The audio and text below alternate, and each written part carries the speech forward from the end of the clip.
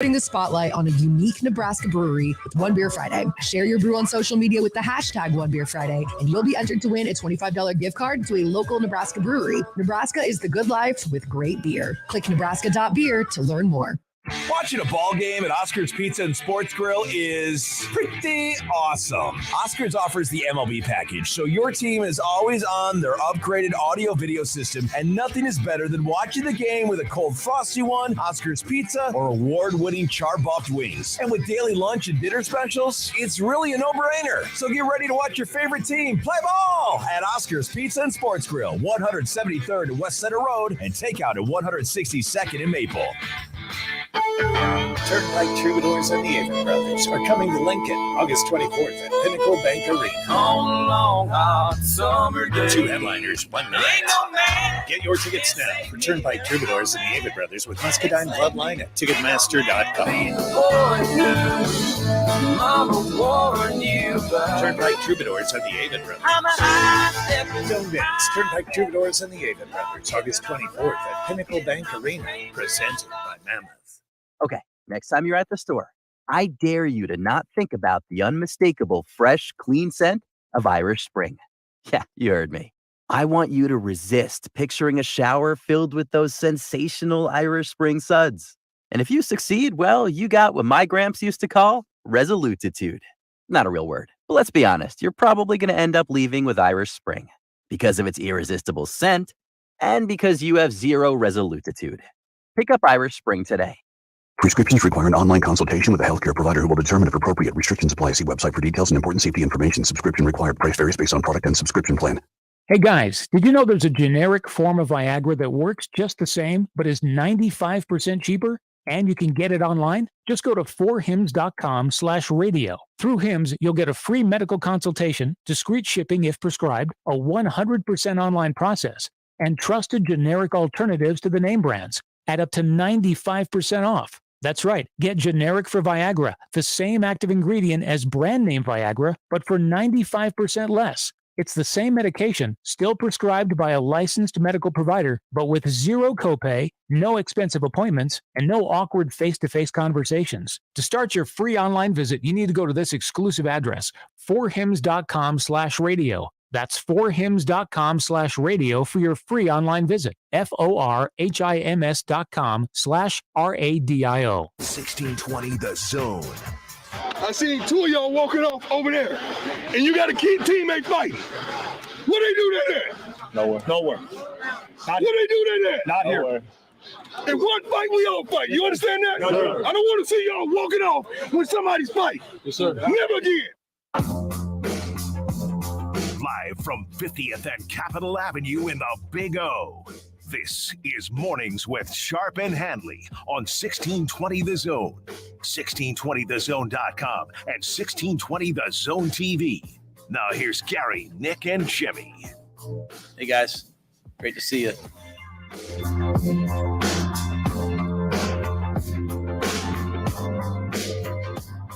Matt Rule, it's always a pleasure to see you as well, and I know there'll be media availability back again today. In fact, Matt Rule will speak tomorrow. Defensive side today. It is Mornings with Sharp and Handley, 1620 The Zone. Nick and Jimmy today. We're with you, in fact, all the way through next Wednesday. And Nick, when we fight, we all fight. We do all fight. The symbolic gesture of one coach, Deion Sanders.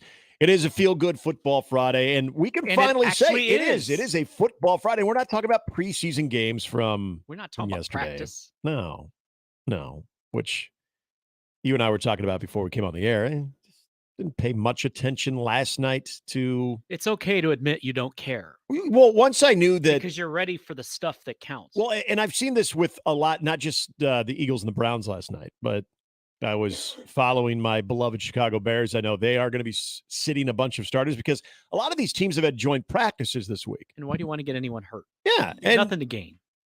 When it comes to like reps and what have you, okay, fine. But aren't those... Get a series, run a couple pass patterns, and for your new guys. All right, we're good. For your 53-man bubble dudes, I feel like from what your veterans are getting, joint practices are usually probably pretty competitive and probably Also very effective. But it is a football Friday because we've got high school football beginning today. Week 0 games. Exactly. Not preseason. They're It keeping counts for score. them. They are keeping score.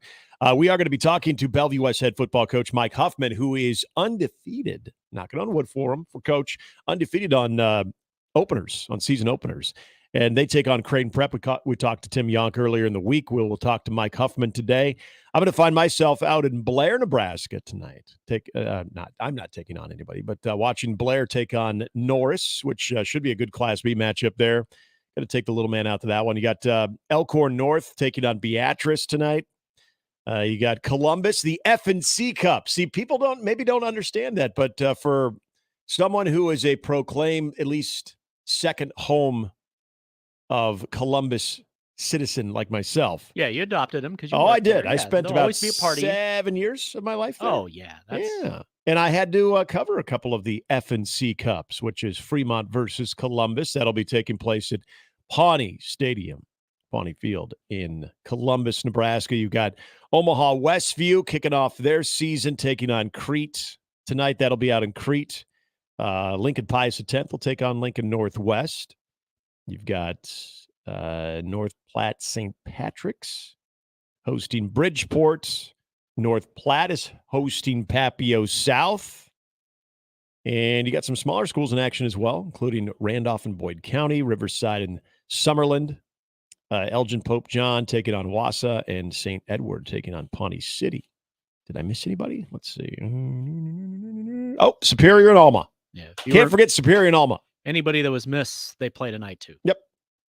So if my math has not failed me here, let's see. We got 1, 2, 3, 4, 5, 6, 7, 8, 9, 10, 11, 12, 13, 14 games in the state of Nebraska for week 0. So we can finally celebrate. Football has returned to the state of Nebraska with games. So good luck to all of our high school participants. Good luck to all the coaches, the fans, all those fun little parent get-togethers before the game itself begins. May your beverages flow nice and cold. Yeah. The food tastes good. Mm-hmm. And your son or daughter, because we don't want to leave out the dance teamers. May they have a good game and no one get hurt. Well, there has been a female occasionally that's played high school football as well. So whatever it may be, good luck to everybody. May your high school party not get raided. Wait, what? Boy. Come on, you don't. Yeah. I mean, we've all been there. We know it's going to happen. We've seen there. Varsity Blue. That's true. But see, I feel like your experience in Texas compared to our boring post football get-togethers were probably very, very different. Hey, they had washing machines in Nebraska. It's all relative. Left a few hot dogs in there for you. Puke and rally. Give me a beer. So I've had 2 days of no media availability for Nebraska. You're going to say no meat. I was like, wait. No. You're starting on a downer. No, there was meat there. No media availability for the last 2 days of Nebraska football camp. So, as it typically is the case, you're not getting a lot of sound out of there other than people that are, maybe privy to seeing some practices here and there. They had the night practice on Wednesday night, normal practice yesterday. What we did find out, though, is that Nebraska has honored 3 more players with the single digits. And if you missed this, you've got Nash Hutmacher, Nick Henrich, and John Bullock. So all defensive players. Nick Henrich is wearing number 3, and John Bullock is wearing number 5. Nash Hutmacher is wearing the ever so famous 0. That's the one that stood out to me. Oh, it's a big dude. Not because of the person, but just because of the number. Big dude wearing 0. I love it. Lucky him. Yeah.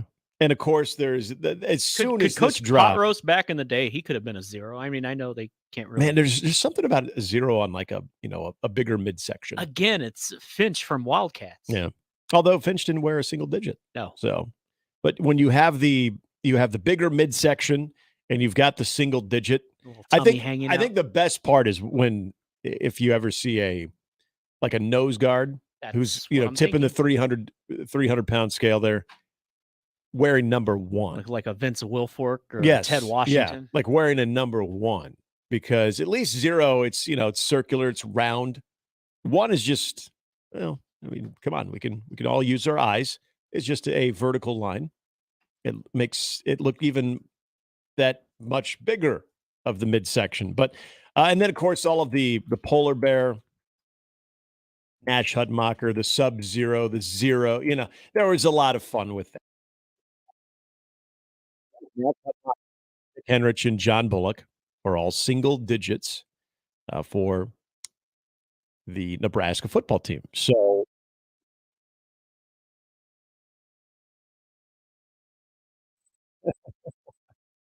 no, that's not.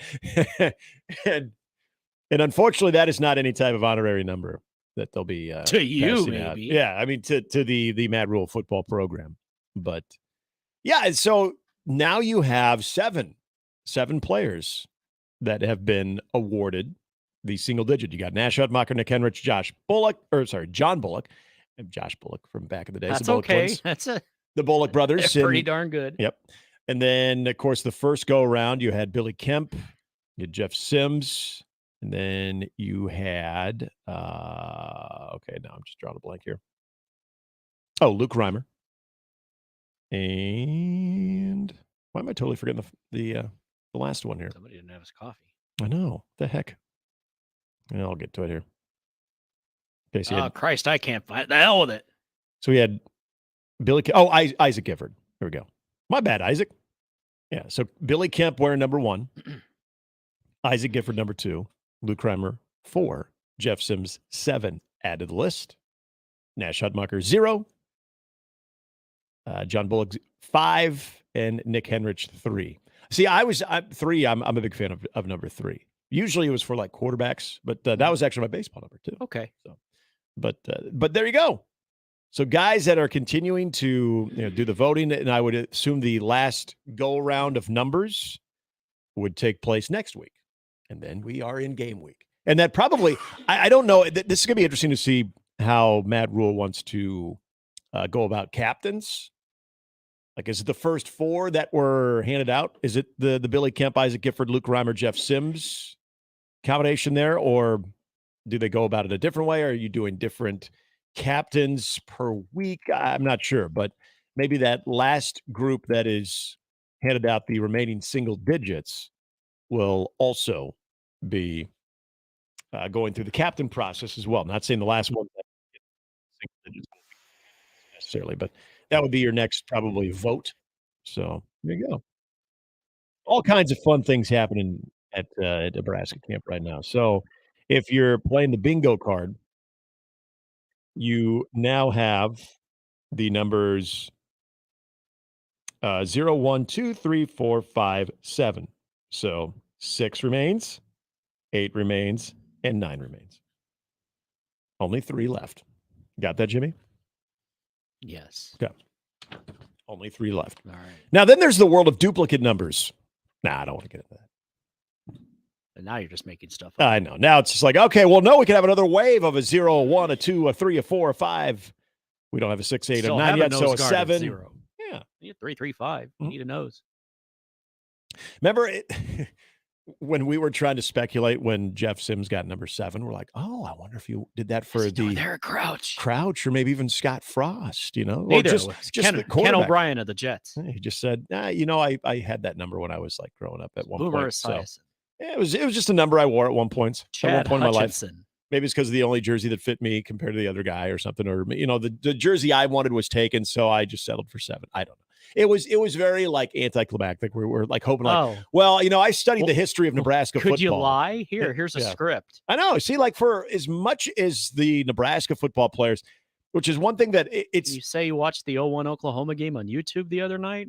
Yeah, it's kind of like boring to when you hear the players, and I say boring, and it's actually a good thing because they all are kind of consistent with their message. Now, when you're asked a direct question that could require a little bit more explaining or detail, I think for the most part the guys do that, but the overall message is extremely similar to the last guy you heard, and it is extremely similar to the coaches that we're speaking to. So I've always felt like Matt Rule and his staff have done a very good job of probably urging these guys to, say the right thing. So I was surprised. Like, hey, Jeff, I know you probably just chose 7 for choosing 7. But, if you make some type of connection to the Nebraska football history, that'd be really cool. And do it while wearing a run the damn ball hat. Yeah. Oh, talk about how you there will be screens full of stuff. You grew up watching and going in your backyard and running the option. Just tell them you had a dog growing up named Makovica. Somebody's going to have a Herbie. Going to have a Herbie on that one. But there you go. So more single digits handed out last night. So even though there was no media availability, we were privy to the announcement via the X machine. But for those guys in particular, this kind of continues the run for Nick Henrich, is where I want to start with him. For a guy who came off of a pretty bad knee injury, a guy who didn't know if he was going to play football anymore just because of the amount of injuries and struggling through that. And look, when you get the single digit, it doesn't necessarily mean you are going to be a locked-in starter. But I would say, at the very least, it means you have a very important role on the field for this team. I think Henrich is going to start, for the record. But it also means you have represented yourself in the way that you've gone about your day-to-day, the way that you've stood out, knowing that you are going to be a big part of what this team is doing on game days, but the way that you have earned your spot, earned your playing time, you've earned the respect amongst your peers is, from what I understand, is how you're voted on. So it continues a very good recovery and comeback by Nick Henrich after that knee injury against Purdue a year ago. So good to hear that. Nash Hutmacher, we have him on things we do not know, as we talked about this yesterday about Nebraska. Nash Hutmacher, we know the size. We've seen it, and this hasn't been just this last year. Last couple of years, we've seen the amount of weight that the young man can push up or can squat or can deadlift. Like, it's kind of absurd how much weight that guy, one human being, can actually lift. But we haven't yet seen it really translate on the field. So, but he's another guy that has been a big part of the conversation when Terrence Knighton has talked, when Tony White has talked, that Nash Hutmacher is a guy that has really put himself in the mix.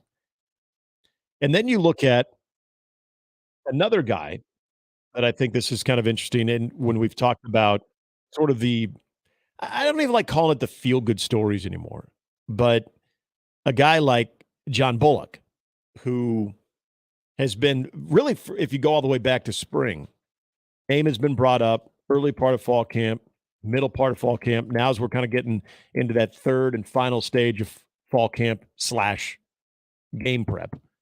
John Bullock is another guy who came to Nebraska as a walk-on, earned himself a scholarship, and has continued to sort of climb that ladder of going from a guy trying to fit in, a guy trying to find some type of place, some type of role, to now finding a role, and the guy's going to play a lot of football. And so I think that is a big one right there. And then, as you kind of look at the other guys that we've already seen, that we've talked about, if you're looking at Billy Kemp, I think it's pretty obvious what his role is going to be, but a new face to the football program, a guy who has been embraced by his team, by the coaching staff. People can see the value of what he's bringing. Isaac Gifford, not a shock there. Luke Reimer, not a shock. And then another new face, but as we said earlier in the week, probably the face of the team right now, and that's Jeff Sims. With a lot of the different access that we've seen through the Look N, Jeff Sims is a guy that is pretty easy to find. His size, he's always smiling, looks like a guy that is, he's taken on that leadership role. And so I wouldn't say any of these guys that we've now seen, the 7 players now that have been awarded single digits, would come as a big shock. But they all kind of have a good story with it too. So, and see, this is why I like this single digit thing, because it kind of gets you talking about the individual a little bit, but not necessarily with what like they they're could picking potentially do. captains. Yeah, in a way, it is because, like Matt Rule said, this has nothing to do with the coaches. The coaches have no say in this. The coaches aren't, lobbying for votes. They're not trying to represent one of the players to, get a single digit. This is all from your peers. This is all from the team as far as who votes and how they vote.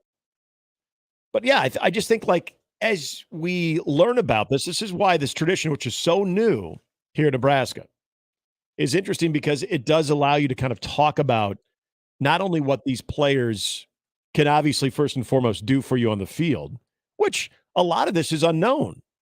I mean, I think I have a pretty good idea. I'm sure you do too of what Luke Reimer can do on the field because we've seen him when healthy. The he's a wrecking ball. I feel pretty confident. I know what Isaac Gifford can do because again, we've seen a lot of Isaac Gifford. Seeing Nick Henrich when healthy is also a pretty damn effective linebacker. But Billy Kemp, we haven't seen him in a Nebraska uniform. We know what and how important his role is going to be. We know he's going to be a pretty high volume target. But we haven't really seen it play out like that. Jeff Sims, we know with some college experience at Georgia Tech what he did, and there's a lot of good there, but there's also some not so good there. But then you start looking at some of the unknowns of guys that have bigger roles right now, including a John Bullock. What's that going to look like? We don't know.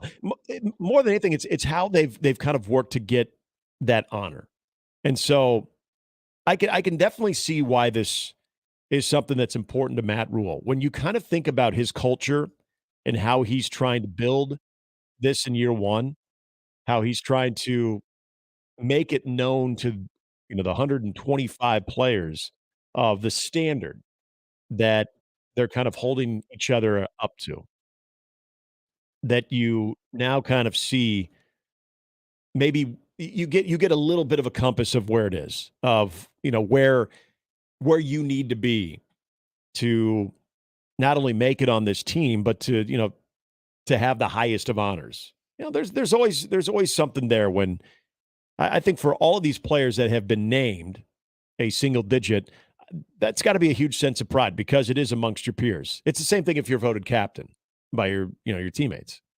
You're going to have a lot of guys that are going to sit back and feel like, they've been working really hard. They probably feel good about the work they're putting in. But then once you put some type of honor next to it, it probably sinks in a little bit. But more than anything, I think you get an idea of why this is very important to Matt Rule, why this particular tradition is important to Matt Rule, because he's a big culture guy. He's a guy that wants to, start from the ground floor, making sure that you have that as solid as possible. And you get rewards internally from that. And so anybody who's out there with a single digit, it's going to be well known enough, especially here in Nebraska, where we talk about these things all the time, that anytime any of those guys are wearing single digits, you're going to be walking a little bit taller, a little bit more proud than you would just, being a Nebraska football player. Well, yeah, because you earned it. Exactly. So it just makes a lot of sense. I just think it's a really cool tradition. And it was funny, I brought up Lane Kiffin yesterday, which I don't want to say that Lane Kiffin and his assertion of the transfer portal is making it extremely hard to build solid culture, because I think he's probably got a point. But again, as it comes from Lane Kiffin, you always kind of smirk. I know I do.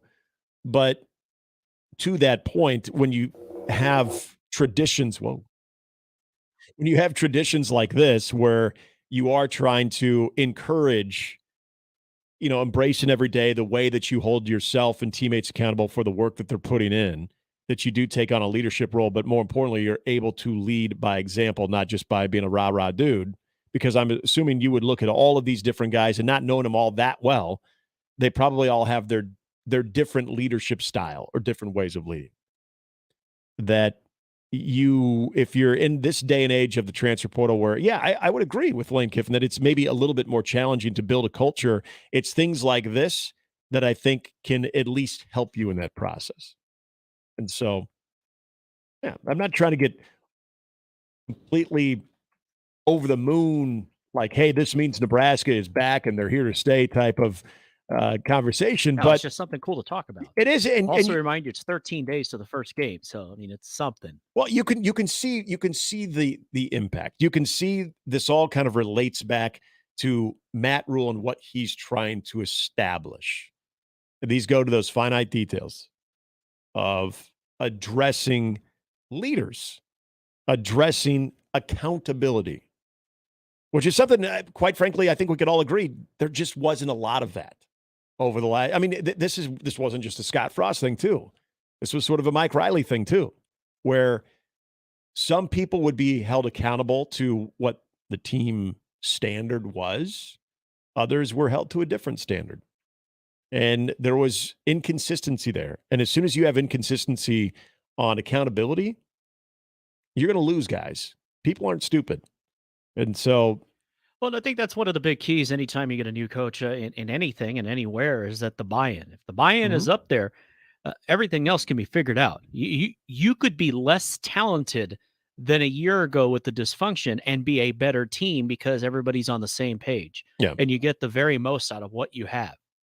It doesn't mean, we're going to go 15-0 or anything like that. But you talk about when Fitz said culture win last year, and yes, you know what I mean. I know what you mean. I mean, there's a lot now you can unpack with that. I do. You want to get to a point where those games that honestly became culture losses around these parts become wins. So you flip that by that. Yeah. Man, you know what? We'll upgrade the talent. We're going to continue to get better. But you know what? These kids that we have now get every single last ounce of everything from them. That's all you can ask for. I would As rather a have great a team philosopher, of Bum Phillips said, give every little thing of what you got and then just a little bit more. Hey, you know what that is? 1%. Yeah. 1%, Jimmy. He also said, Did you wake up this morning saying, you know what, if I can just be 1% better? No, I uttered an expletive when the alarm went off. Brought to you by the letter F. I fully admit I did snooze for an additional 7 minutes. 7 minutes. I don't trust myself with the snooze. Can we ask I could ourselves? hit the snooze button and wake up Sunday. Can we ask ourselves a serious question? When you do wake up and you snooze for even 5 minutes, why does that even exist? Do you really? Are you really that much better off when you sleep for an extra 5 minutes? Some people or 7 minutes. I will lay there awake for a while. Well, yeah. Once I hit the snooze, I'm like, myself like pepped up for the day. Give my little Matt Rule pep talk or something like that. 1%. Or listen to the Any Given Sunday speech and all right, we're ready. Coffee. Whether it's 1% or the 6 inches in front of your face. Now I can't make you do it. Yeah. Too old. I did say that. Actually, I said that yesterday after my run. Kind of quoted Danny Glover. I'm too old for this. Yeah, that's pretty much what I said. Yeah. Anyway. Yeah. It happens. But yes, that's kind of what it is. No, it's another example of what they're trying to establish in a culture. And this is it's I sometimes where he's been. Well, and you probably remember this even when you weren't here with the Nebraska conversation, because I think it kind of even hit a little bit more of a national tone at some point. But also I do follow the program right because of exactly. The other half of my family. The reputation that Nebraska was having is that it just kind of had a mixed culture, like a culture that was at times seemed to be positive. Other times you could really see the cracks in it. Compared to the old days where the culture was you have a group of elite athletes that were certified ass kickers. Well, and that held each other accountable. Yeah. Like I love very much bonded. I love the stories that hearing the coaches had to say very little when addressing those player matters. Exactly. They took care of each other. And Verza said it many times, the games were vacation for them. Yeah. Because the practices are what were brutal. Those were the wars. That was the stuff that fans would want to sit and be like, oh, wow. And I'm glad I don't have to line up against them. I'm not trying to sell people on like the single digits is. But it starts somewhere a step with in that direction. Build, but trying to build unity. Exactly. It's something that is establishing a culture, is establishing accountability, is a reward for how you hold yourself and others accountable. And they're very methodical and very consistent about what they say and what they do. Absolutely, they are. They stay with it, stay the course. That to me means they're all on the same page. Yeah. They maybe that's even the wrong way to say it. That to me tells me that they understand the why. We say that a lot. There's a lot of things that we've said over the past few months when it comes to Matt Rule trying to build this in year one, and that is culture. But I think sometimes we just throw culture out there as just a word when all else fails, let's talk about the culture. Well, it's kind of fun now. You can kind of see examples of what would lead to a positive culture or any type of athletic program. And then we always talk about the why. You hear so much coach speak. You hear so many different ways that you're supposed to go about your business as a college football player. But when you're doing this, you're doing that. When you're doing the mat drills back in the winter, when you're creating competition in the winter, you are getting the why explained to you. That's why I think you have almost at a robotic rate every player, anytime they're talking to the press. And it wasn't just in week one. I mean, you've heard it earlier this week. I would bet you that every person that has spoke to the media after practice, every player that is, has at one point brought up the 1% thing, which I know is kind of like, oh, yeah, 1%, 1%. But you know what? If they understand it and they buy into it, and that's sort of the standard they're holding themselves into, the 1% better each day, and as you've seen the 2 episodes of A Look N, and you've seen the coaching staff talk about it as well, everybody has that mantra there. It makes me feel like it's not just, well, we have to say that. It makes me feel like they understand what it means and how it can benefit them as a player and this team in general. So anyway, I'll get off that for a moment. There was one thing you brought up yesterday that I wanted to get back to. So I jotted it down. No, it's actually about, we remember we were talking a little bit about the reputation of a football team, and we talked about how Nebraska was known as the all-bus team. And that's the one thing that which is an insult. Yes, you would rather be the team that, they come off the bus, you're like, okay, they look like it's a compliment. They're a college football team. You're not like, whoa, and then you're like, There's one thing, because I was watching, I get back into Last Chance U around this time just because you need your fix. I need my fix. That's kind of how I watched it. So Hard Knocks is, the first episode was okay. Seeing Liv Schreiber, that was interesting. The second one was just like, I don't know. I'm just. We don't have HBO, so I'm not gonna lie, I haven't seen it. I'm not in love with it, but I don't regret it based on this. And you're not the only one who said as much. Yeah, I don't love it. Maybe it gets better. It is exactly what we thought it would. It is. I'll give it a shot. I mean, I'll keep watching it, but I'm not in love with it. But I need some alternate viewing options when it comes to football. I was watching Last Chance U, and it was the ICC, the Independence, the Jason Brown one, which was probably the biggest train wreck, because they go from winning the Jayhawk Conference one year to winning 2 games. And it was in that 2-game season that they play Iowa Western. They talked to Coach Strohmeyer. And it's during the game, he has a moment that I really want to bring up at one point. But speaking of football, as mentioned, we are going to be talking to Bellevue West head football coach Mike Huffman at 8 o'clock. I'll get his thoughts on their season, a lot of interesting pieces, but also some pieces that maybe you don't know as much about outside your quarterback, a couple of really good wide receivers, and a very good offensive line too. It's a Bellevue West program that obviously, so we talk about culture, expectations. Bellevue West always has those. Looking forward to talking to Coach Huffman at 8. Mike Schaefer of Husker 24/7 joins us at 8:30. We'll talk to Vers before we get out of here. Our lineup is powered by 42 Degrees, The Source by your mom's house, 402-951-1620. You can also shoot us an email on the Equitable Bank inbox, where they take banking seriously, personally. They do all of that. That's right. It's not a joke.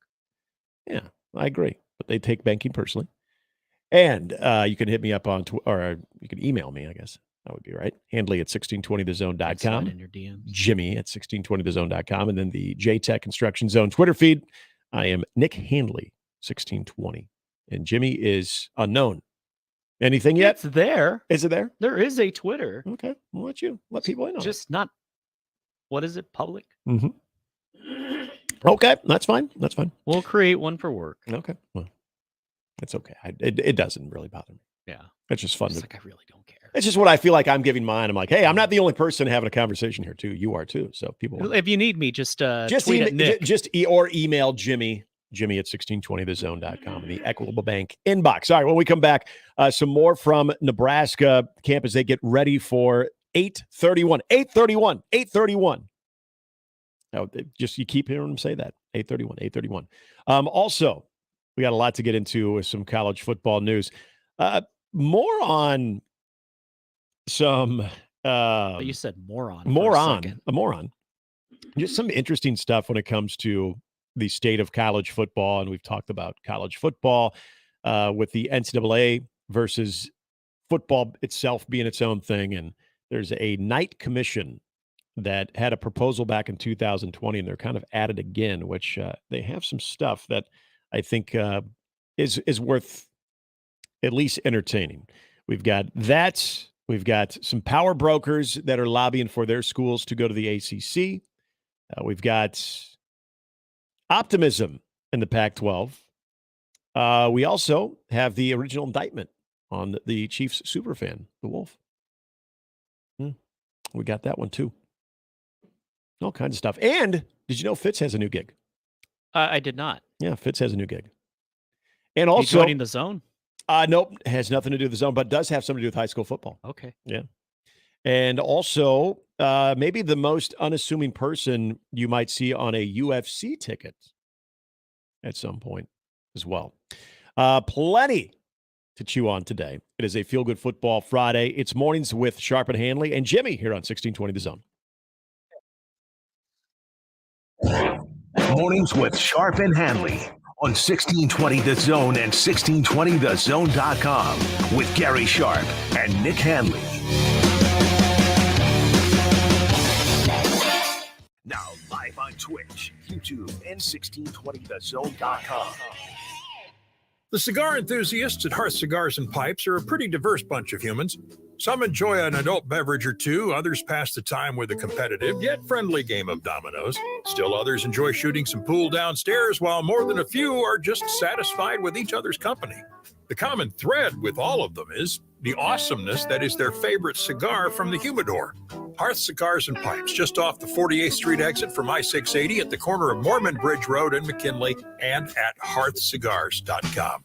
Hey, everybody, it's Michael Savit for Ted and Wally's. What's the best part of summer? Well, the best part of summer, of course, is being out and having the shorts on and T-shirt and finding a way to cool off. And the way to cool off is to head over to Ted and Wally's Ultra Premium Ice Cream. Whether it's in Benson or the Old Market, it's going to cool you off. And the great thing is, no matter what you're looking for, keto-friendly ice cream, you're looking for a low-fat version of ice cream, you're looking for an ice cream that fits your dietary needs, they have done it, all the research. They have made sure that they have it prepared for you the correct way. And that's what the folks over at Ted and Wally's want you to know. Come on by, check out all different types of ice cream, and find out how it's done the old-fashioned way. 20% butterfat. They have these great machines they've been using for years to make the ice cream. They know what they're doing, and they do it the right way. So make some new memories for the summer and have some fun while you're doing it. Both locations, Benson and in the Old Market. Get you some ice cream from Ted and Wally's today and tell them Severe sent you. Wow, that happened way too fast. One day you drop them off for their first day of kindergarten, and now they have their driver's license. So stop into Gretna Auto Outlet to find the perfect first set of wheels for your new driver. At Gretna Auto Outlet, you'll find a great selection of quality cars, trucks, vans, and SUVs with financing available to nearly every buyer. Take a look at GretnaAuto.com or swing by Gretna Auto Outlet just north of Nebraska Crossing on Highway 6 in Gretna, Omaha's next door neighbor. Is Nebraska and Iowa's locally owned and operated authorized solar air compressor distributor. Peerless Energy Systems provides products and solutions for compressed air systems, helping companies in manufacturing, food processing, transportation, auto body repair, car dealers, and more. Driving industry efficiency through service, support, and relationships. Let Peerless Energy Systems help you increase efficiency with your compressed air systems today. PeerlessEnergy.com. If we've learned anything from recent news, it's that unexpected things are happening. Your gut tells you there's something very wrong going on. and all the evidence suggests that there is. Government emails are hacked. There's talk of how to fight World War III, and trade of grains and food are being disrupted. Those in charge say everything's fine. Stop noticing, but you know better. It's time to invest in self-reliance and emergency food storage now, more than ever. My Patriot Supply, the nation's largest emergency preparedness company, is the place you can trust. Go to mypatriotsupply.com and secure their best-selling 3-month emergency food kits. Each contains tasty breakfasts, lunch, and dinners, averaging over 2,000 calories per day. Get at least one food kit for each family member. For a limited time, save 25%, plus get free shipping on all their 3-month emergency food kits. Go to mypatriotsupply.com today. It's time to prepare for what's coming. mypatriotsupply.com. Attention sales professionals. NRG Media is looking for an accomplished business-to-business salesperson who wants to take their success and skills to a new level. Is this you? Our account executives work with local businesses to create marketing plans to help them get more customers. On-air, digital, on-site, audio, video, it's all part of what you can sell.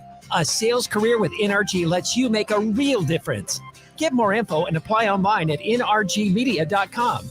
NRG Media is an equal opportunity employer. Now back to Mornings with Sharp and Handley on 1620 The Zone.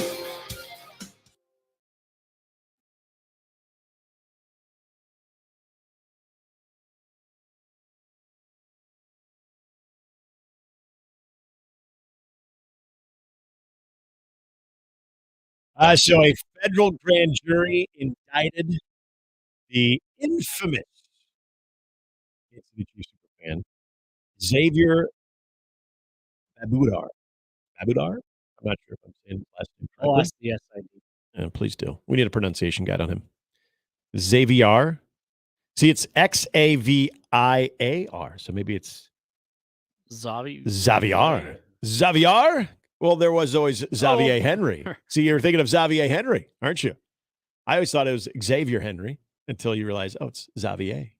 It's like, Babudar, who either way, he's being the locked up. infamous wolf that you would see at the Kansas City Chiefs games, the infamous Kansas City Chiefs superfan. He was indicted on 19 felony counts. You'd think at some point karma's going to catch up to Yeah. this franchise.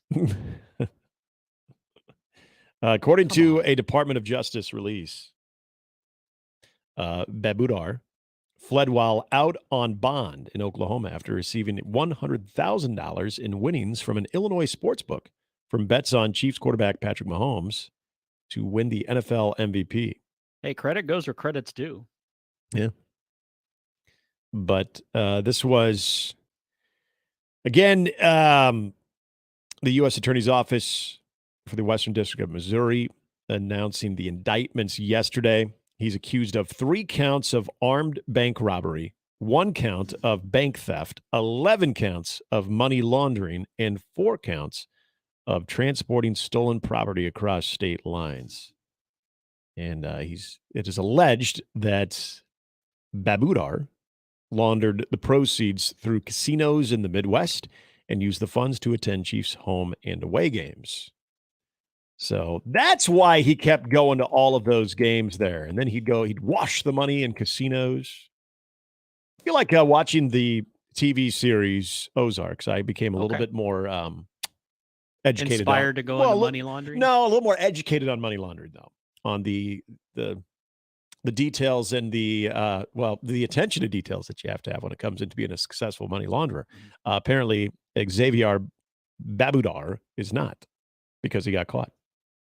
But yeah, it was weird. I don't know if anybody, when he got arrested, which was like weeks ago, when he finally got arrested and you got to see his mugshot, I'm like, oh, that's what he looks like. I need to put the wolf costume back on. Yeah, there's always the, what did he look like? He looks like a very intense person. But there's like, once, his name was released and you could see different images. I mean, a lot of it is him as the wolf, but yeah, he's kind of a bro. He's a bit of a bro. There's Kind a of picture person throwing beer at you when you went to the Yep. He would have been that guy. He would have been that guy. There's a picture of him at a K-State game wearing a K-State bro tank. About right.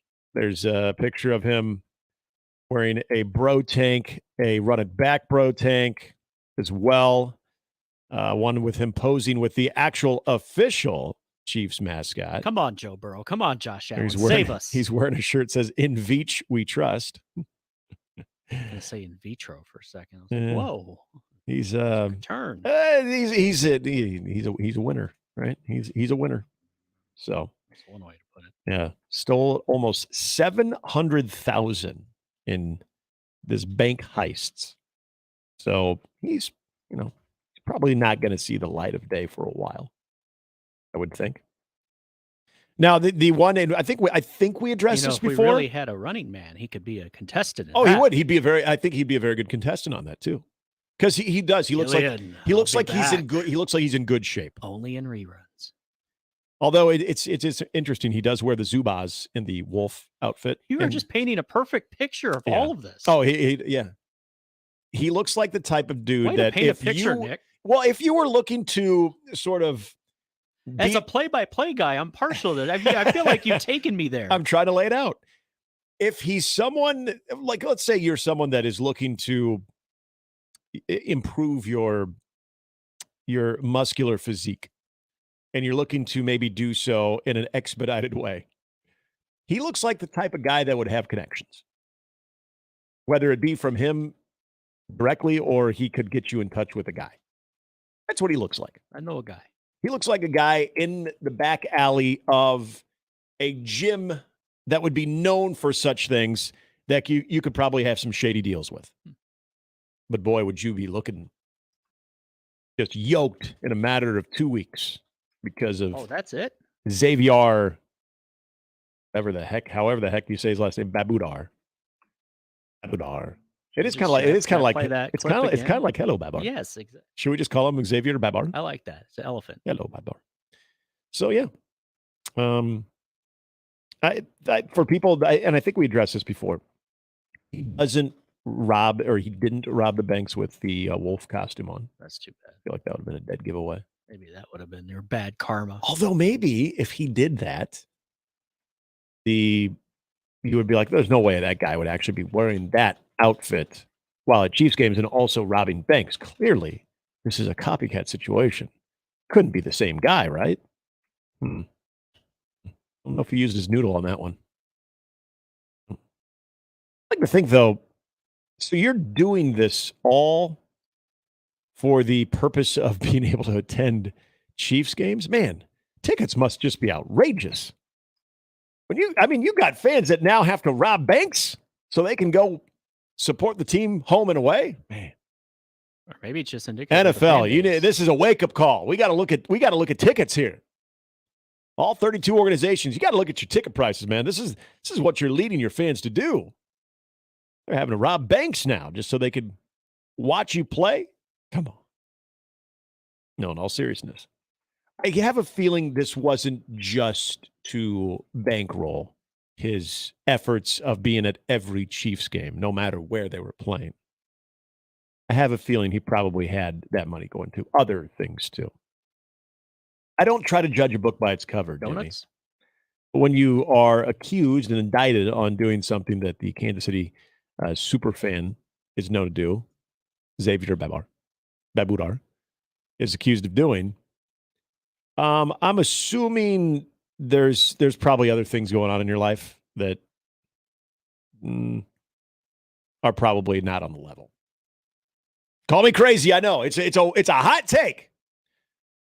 You mean he's not a model citizen? Yeah. He's not volunteering at the United Way? Well, this isn't like a Robin Hood situation where he's giving it back to, Chiefs charities or various charities throughout the Kansas City area. No, this is to bankroll his need to be seen at every Chiefs game as the super fan. It makes me think of all the other super fans out there. Like for me, I know that there's the Chicago Bears guy that's like cloaked in the bear skin. Basically looks like a bear skin rug. It's a bear suit, Joel. And that's kind of what it is. And then he's got the huge like Chicago bear. Well, it's a bear headpiece. And then you can see his face like underneath like the mouth part. Like, I mean, is he into any like shady dealings? I mean, he's been doing it for a long time. So I feel like they would have been on to him by now. We've talked about the Ohio State Buckeye fan. Bucknuts. Yeah, the Bucknut guy. Apparently, he's a decent dude, though. Yeah. We know the Jet super fan. Oh, Fireman Ed. Fireman He's a Ed, good dude. who I think he recently had to go through a little bit of a health scare, but I think he's doing okay. I hope he is. I know he had a little, I want to say he was diagnosed with cancer not that long ago, but again, he's a fireman. Come on, Fireman Ed. All he does is he protects and serves. So, yeah, a lot of these super fans, yeah, I feel like they're all decent dudes. This just gives a bad rep for all of the self-proclaimed super fans that are just there for the right reasons, and they are able to fund, whether they be season ticket holders or they just attend the majority of the games. They're able to do so in an honest and legitimate manner. You know, let's just not let one lone wolf. See what I did there? One lone wolf kind of spoil the party for the rest of the super fans. But it does make you wonder now. I feel like if you're at a Big Ten game, if you're traveling when Nebraska takes on Michigan State, and you see Remember, you can Super buy beer Sparty there fan, at that game. and you can. If you listen to Jimmy's update yesterday, you'll now know that you can purchase alcohol inside the woodshed. But when Super Sparty fan, I don't even know if they have a super fan, but Super Sparty fan, are you going to look at him differently? You're like, wonder how you got money to go to all of these games. What else? Robbing banks to donate to NIL. Oh. That's what it's coming to. Is that where like state law or like like state authorities be like, oh, you're doing it for our NIL campaign? In that case, you know what? We'll look the we'll other way. provide you a lawyer. Yeah, we'll look the a other good way. one, especially the colleges with good law schools. It's like when the boys roll up in the town, they just get done with their big. I guess it would have been on the truck when they robbed the truck, and then they pull the car up and they're getting ready to leave the van, and all of a sudden there's the cop car that's across the street. He looks at them, and they look at him, and then all of a sudden he emphasizes the look away. Like, nope, didn't see anything. Is that what you would do if you found out that the big bad wolf, Xavier Babudar, was, yes, he stole almost $700,000 in bank heists, but he was doing so to endow your NIL fund. I mean, these are obviously these are federal. Thank you. This is a federal indictment. But I mean, do you think some of maybe the state charges would be dropped because they're like, he's just trying to help. He's trying to help us get a 5-star here. If we had more people donating, we wouldn't need bank robbers. Yeah, all of a sudden you turn it on the fans. Somebody's half-assing it and trying to get donations. Yep, you just turn it around on the fans. You know what? If you guys would reach into your pockets just a little bit more, we wouldn't have to have people go rogue and start robbing banks. If you had half the heart of Rudiker, you could have made first team. As it is, you're riding the bench. Yeah, Vince Vaughn. He just never really made it on that Notre Dame team. Well, it's too bad. But yes, the Kansas City Superfan, he will. A-hole thinks it's a Super Bowl. Just doing his job, Jamie. Can it? The Superfan will be. He'll be spending some time in the clink, where and hopefully they don't show the Chiefs in the. Maybe the wolf costume will make an appearance there. I don't know. We'll find out. Only one team we watch in this prison. He does look like if they decided to do a guards versus inmates team, that he could probably play for the inmates. Yeah. Again, he's in good shape. I'll give him that. He's got football for us. For him, play the guards. He's got that going for him, and that's probably going to be the only thing he can do in prison is do a lot of more weightlifting. So anywho, so that's happened. All right, back to the Nebraska conversation. Yeah, we'll somehow transition out of that one. Smoothest segue. Yeah, we'll somehow transition. Getting into hour to two. We're going to be talking high school football in 1 hour. WS head football coach Mike Huffman joins us at 8. It is, and they host Creighton Prep. Talked to Tim Yonk earlier. We'll hear from Mike Huffman. A lot of games going on.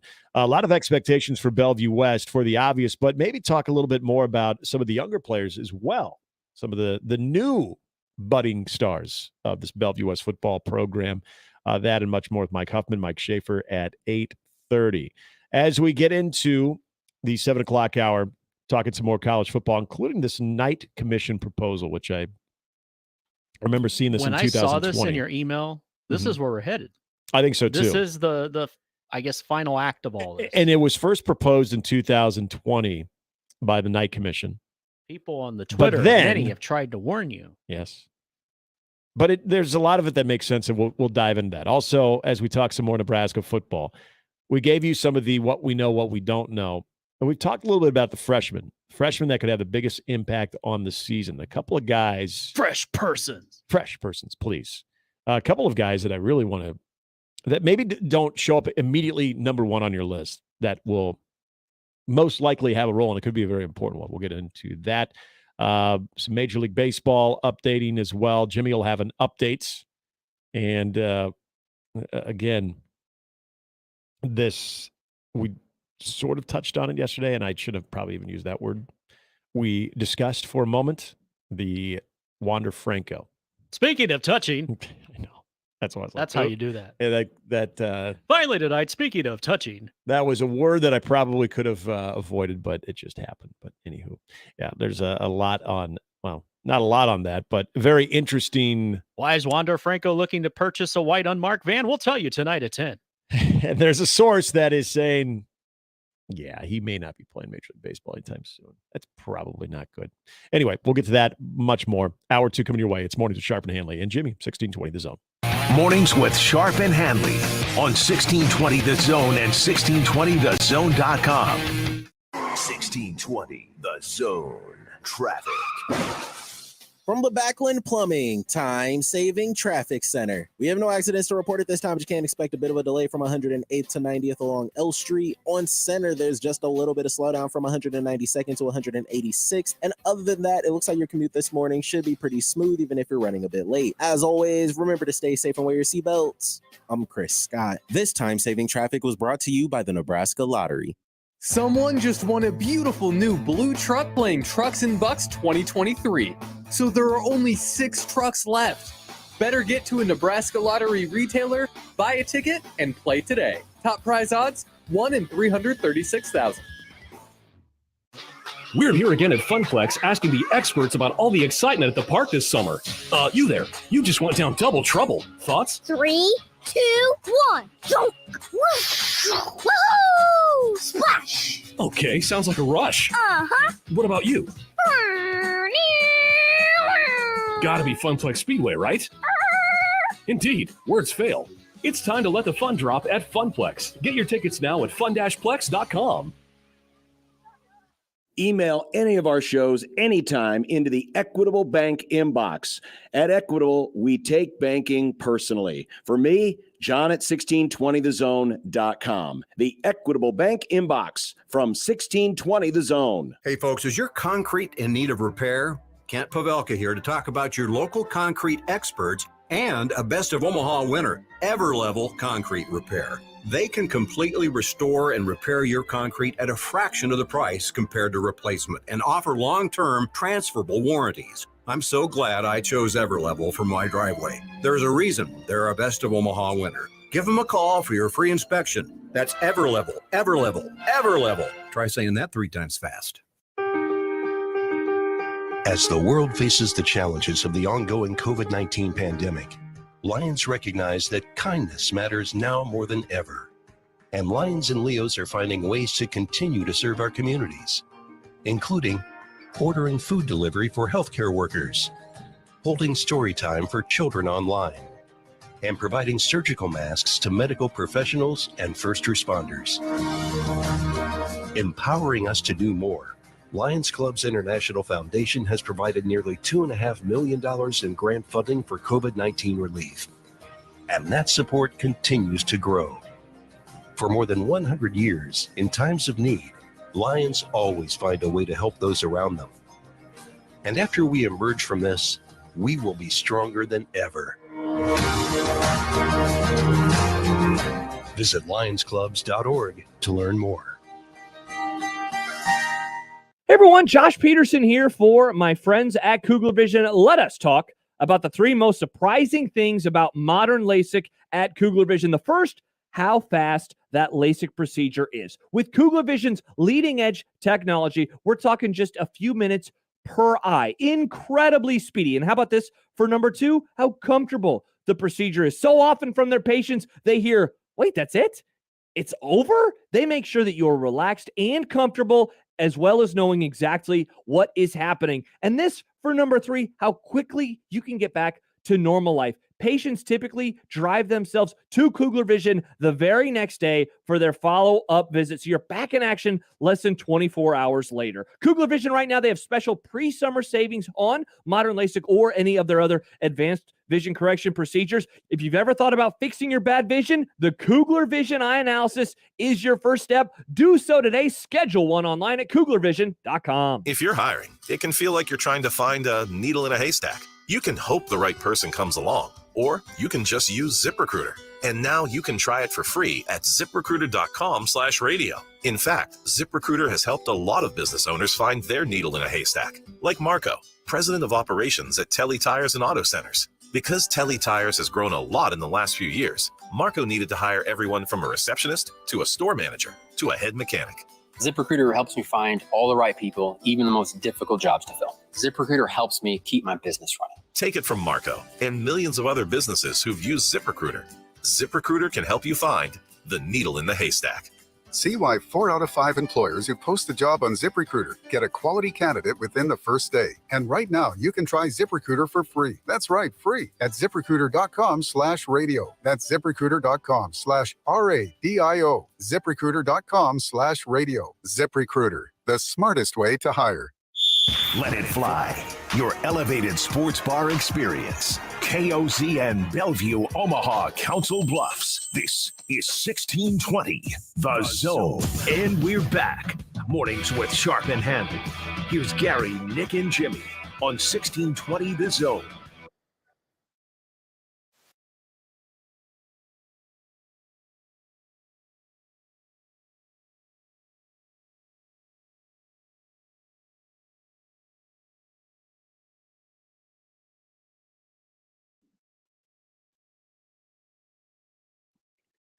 Metallica. You know, there are some kids that are playing tonight. Yes. If they're cool. Maybe fire this up in the morning to get them going, attack their day at school. That's a great question. What?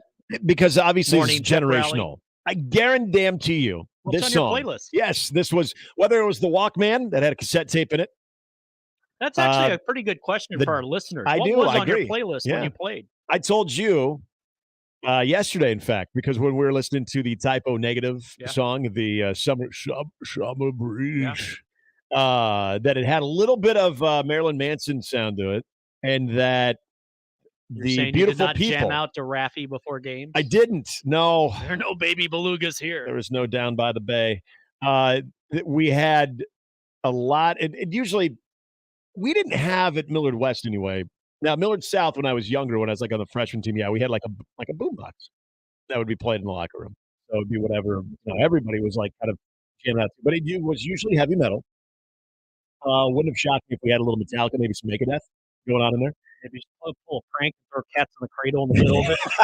You got two teammates spitting each other's mouth. Cats And in the cradle. what?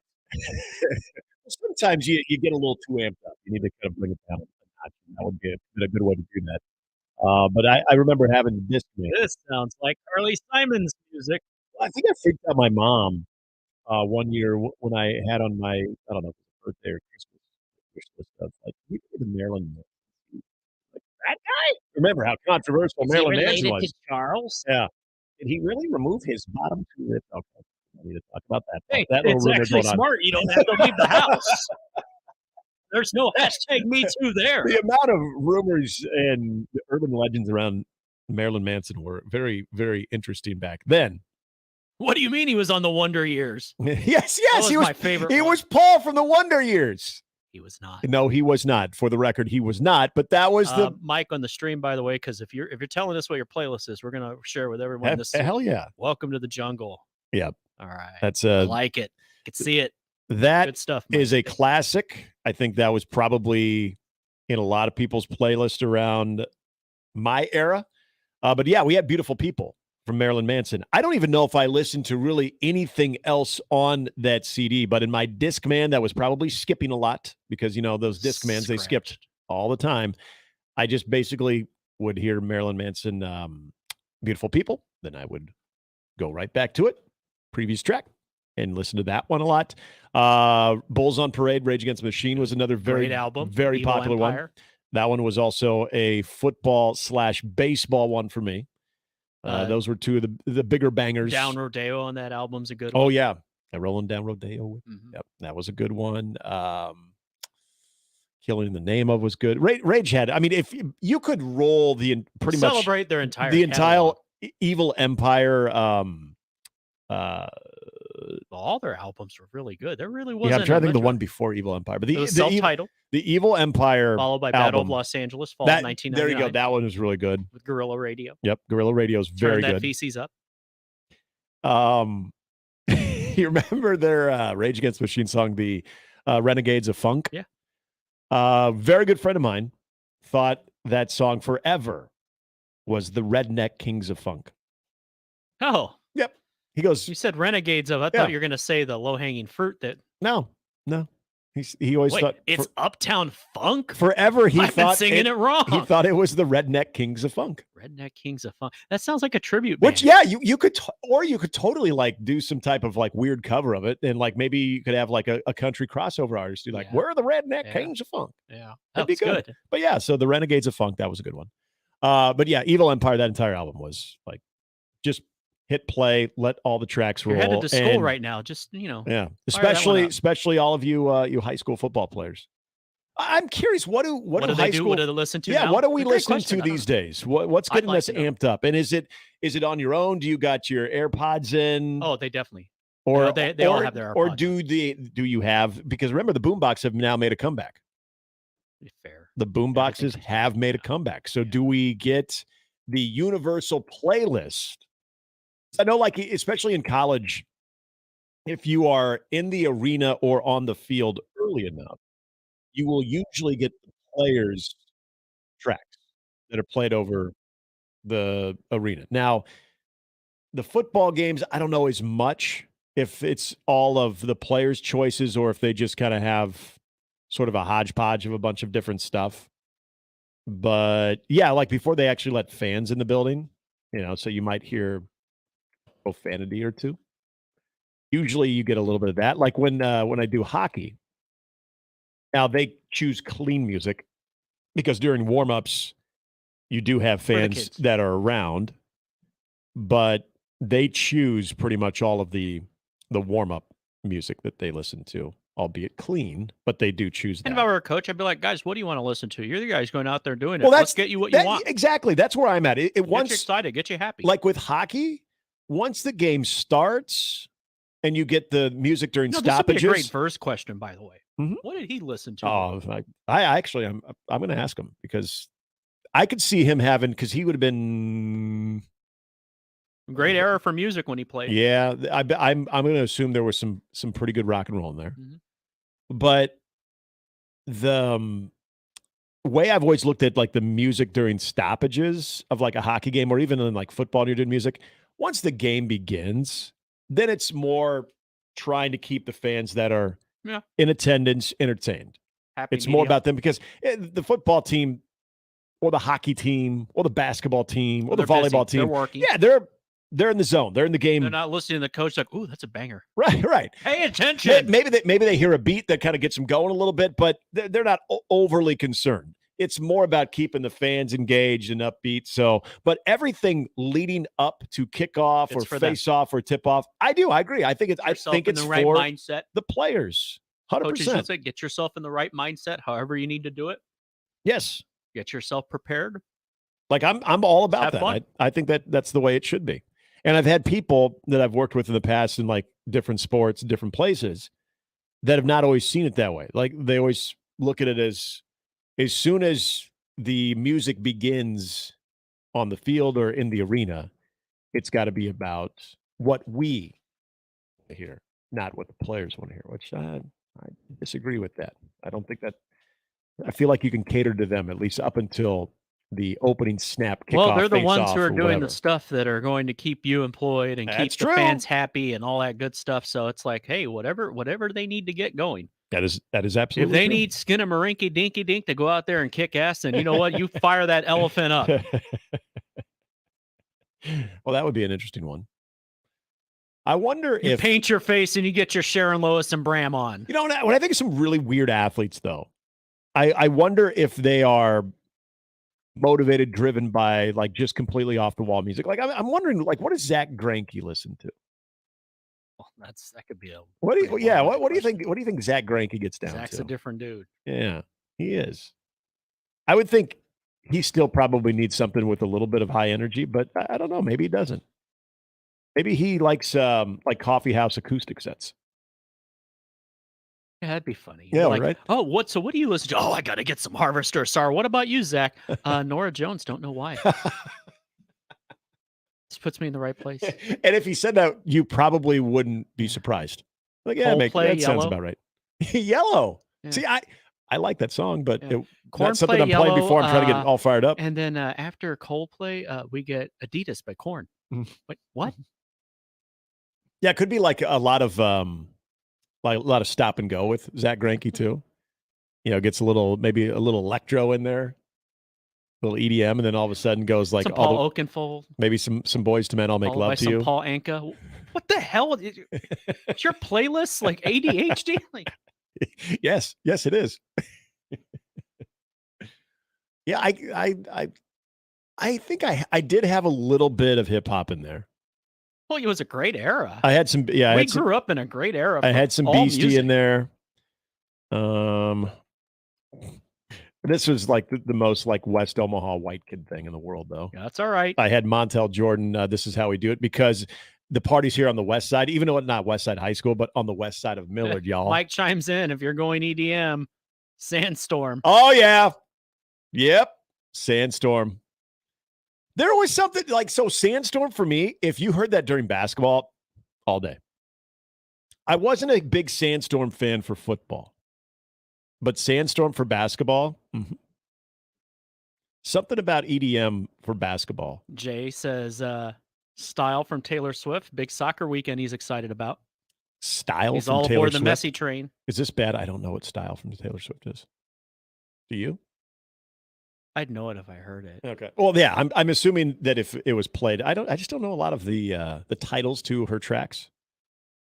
Well, there's some I do, but I don't know. I can't think of a Taylor Swift song that I would listen to and be like, yeah, buddy, let's get going. That's right. You belong with me. We are never, ever getting back together. Woo! Fired up on a Friday. So what? Yeah. What are the kids getting down to? As they I wear T-shirts. Yes. It's got to at least be some high energy stuff. And whatever your taste is, that's fine. That's for you. Because at the end of the day, You're the it's one who's you. getting ready to play. Yes. So if you hear a little love in you, like little.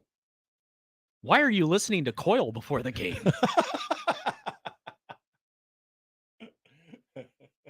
Blake, if your parents made you do this. Well, hell, if your grandparents made you listen to this.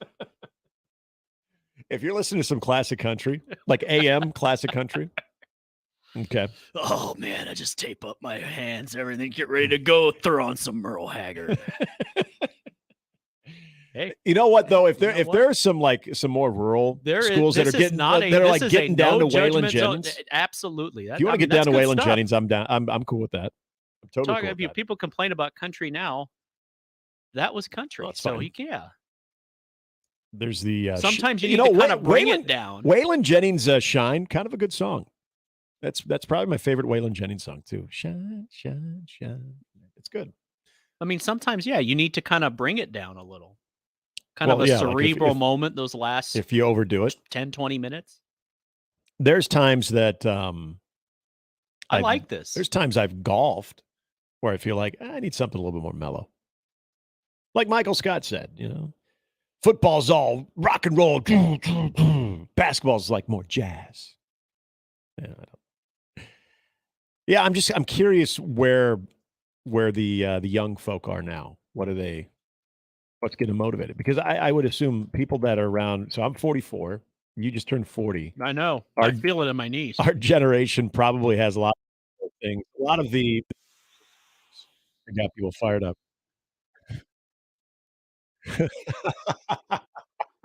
And it's like a big, nasty, mean offensive lineman. You just kind of look like he's got like the eye black just caked down his cheeks, and he's just got that psychotic like look. that dude from Texas Tech about 15 years ago that had But he's got, you know what? He's got his AirPods on, and this is what he's listening If to. he's jamming out to this, I ain't messing with him. I'll be like, you know what? That is a nice song. All right. All right. Oh man. Look at that look in your eye. Can I I'll get a piss you little? off. Can I get a little Wayne Newton in there at all? Is Wayne Newton doing anything for the 16, 17, 18-year-old guys today? No. Okay. This Hear yeah. that in the locker room. Can you imagine this in the locker room? Hey, it'll get everyone chuckling and It making would. faces. It would actually. All right, we're loose now.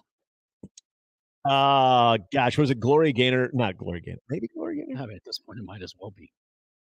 I don't know. So Mike Gabinet, the Omaha hockey coach, told me once that after they would win, they would play. It's an old disco song, right back where we started from. Okay, because it's all right. St. Louis Blues. They, they play Gloria. Oh yeah, they do. Mm. Mm-hmm. Which is weird, but it's just kind of catchy at the end. And then when you go on a heater and you end up winning the cup, it becomes it all of a sudden is kind of like the Washington Nationals in 19 with Baby Shark. Yes, it starts out as a joke and now it's a thing. Yeah, it happens. It becomes a big moment. I want to discuss some. Then you hear it at bars. Well, yeah, absolutely you do. See, and I'm biased, but I think one of the great like post goal songs. If we're talking hockey, I know because I hate the Blues because I'm a Chicago Blackhawk fan. But I mean, Chelsea Dagger by the Fratellis is amazing. Like Chelsea Dagger because you get everybody going. It's a good album too. That particular album.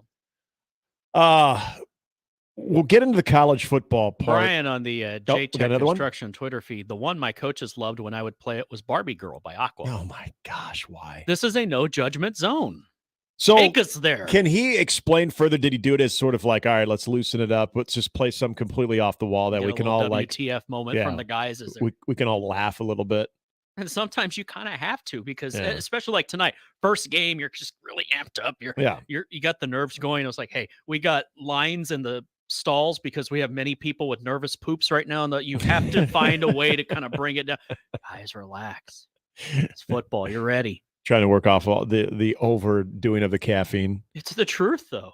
God, I'm trying to remember what were the caffeine pills that were always popular. Shoot, I can't remember. We had one dude that Adderall. No, it wasn't Adderall. There was a dude he hardly played, but he'd always take these caffeine pills because other people who did play were like, "What are you doing, man? Just have a cup of coffee." Yeah, pumpkin stuff is back. Was it Ephragen? Was that? I don't know. We didn't take it. Something like that. But I was like, all right, that's cool. You do you, man. Yeah. What's your heart rate? Like 300? Matt hits us up in the JTech Construction Zone Twitter feed. Hi, Matt. Said I could tell you some stories from MLB, and I know Matt. Matt used to work with the Miami Marlins. In fact, was there for their first World Championship. Okay. Said players are weird about their walk up music, and see, he's right. So this is. That's baseball why I always part of like it, this conversation.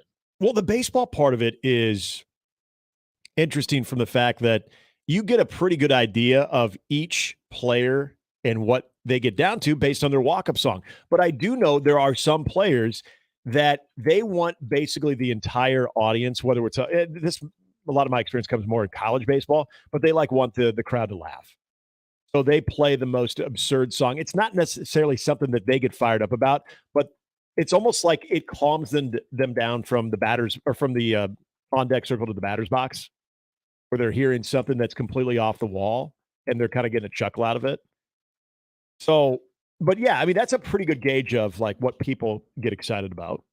I would totally agree with that. Going into the Equitable Bank inbox, first Doug, who writes into his own inbox, where they take banking personally. Let's see.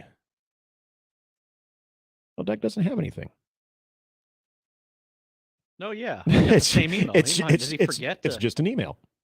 Nothing on. Oh, no dose. No dose. No dose. Yes. It was on the subject line. I was looking for the. Okay. No dose. No He's right. dose. That was used, but there's something else that people would take before No games. dose was a thing, though. I think it was called like Ephragen. I think. Not estrogen. Not estrogen, yeah. And maybe that's why I'm saying Ephragen. Something like similar to that.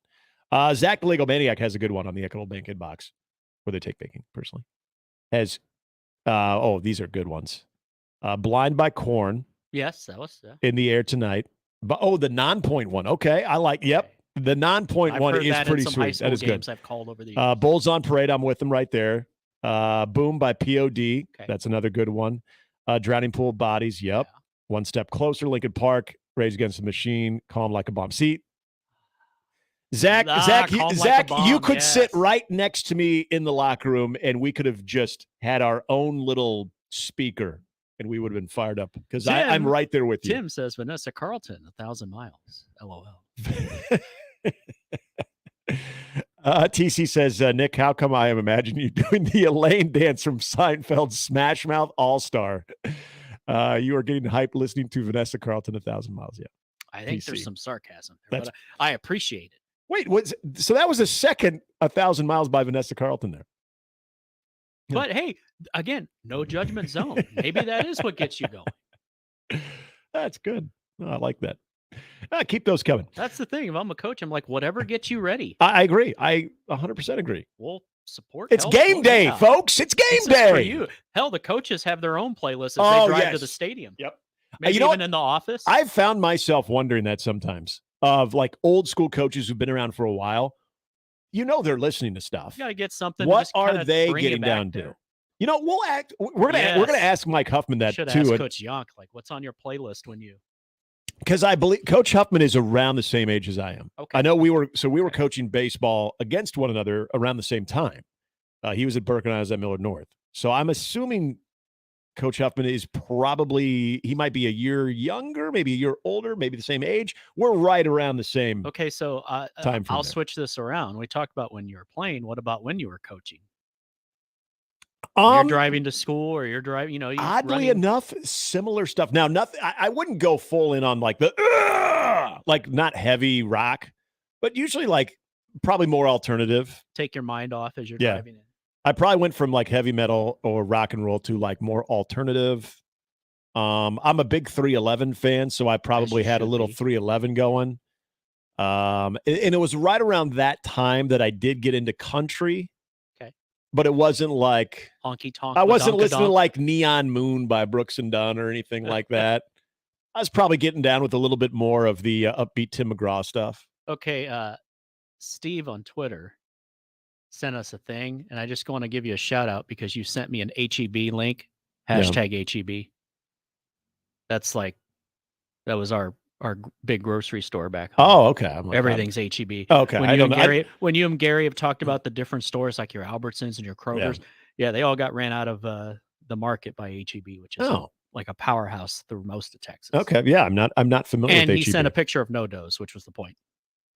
Anyway, thanks, Steve. I know No-Dose was a thing, and I know people were doing that, but there was something else that, and I got a couple of buddies that I still talk to that we still to this day kind of like laugh at this one dude who used to take all this, and they would know it.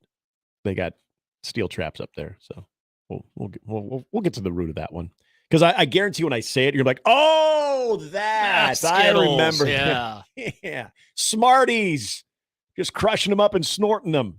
John says on the had a friend stream, who did that, by the way, and I agree with him. It's a great song. Neon Moon, quite possibly the best country song of all time. Yeah, but I'm not getting hyped to that. I'm not getting hyped to on a neon. It's a good song. I have it on a playlist. It's on my Spotify, but I'm not in your backyard drinking some beverages, a couple Capri Suns and a juice box. Like When the Sun Goes Down by Kenny Chesney. Yeah, Neon Moon. That's fine. But if you asked what did I listen to when I was coaching? Omaha. And I actually listened. I think when I was coaching, I listened to a little bit more hip hop, like on my drive to the ballpark. Great time for it. But yeah, but I listened to country, but it wasn't like slow, easy listening country. It was more upbeat type stuff. Wasn't Conway Twitty? It wasn't. I want my Conway back. No, it wasn't Conway Twitty. It was probably more mainstream. Again, there was a lot of Tim McGraw during that time.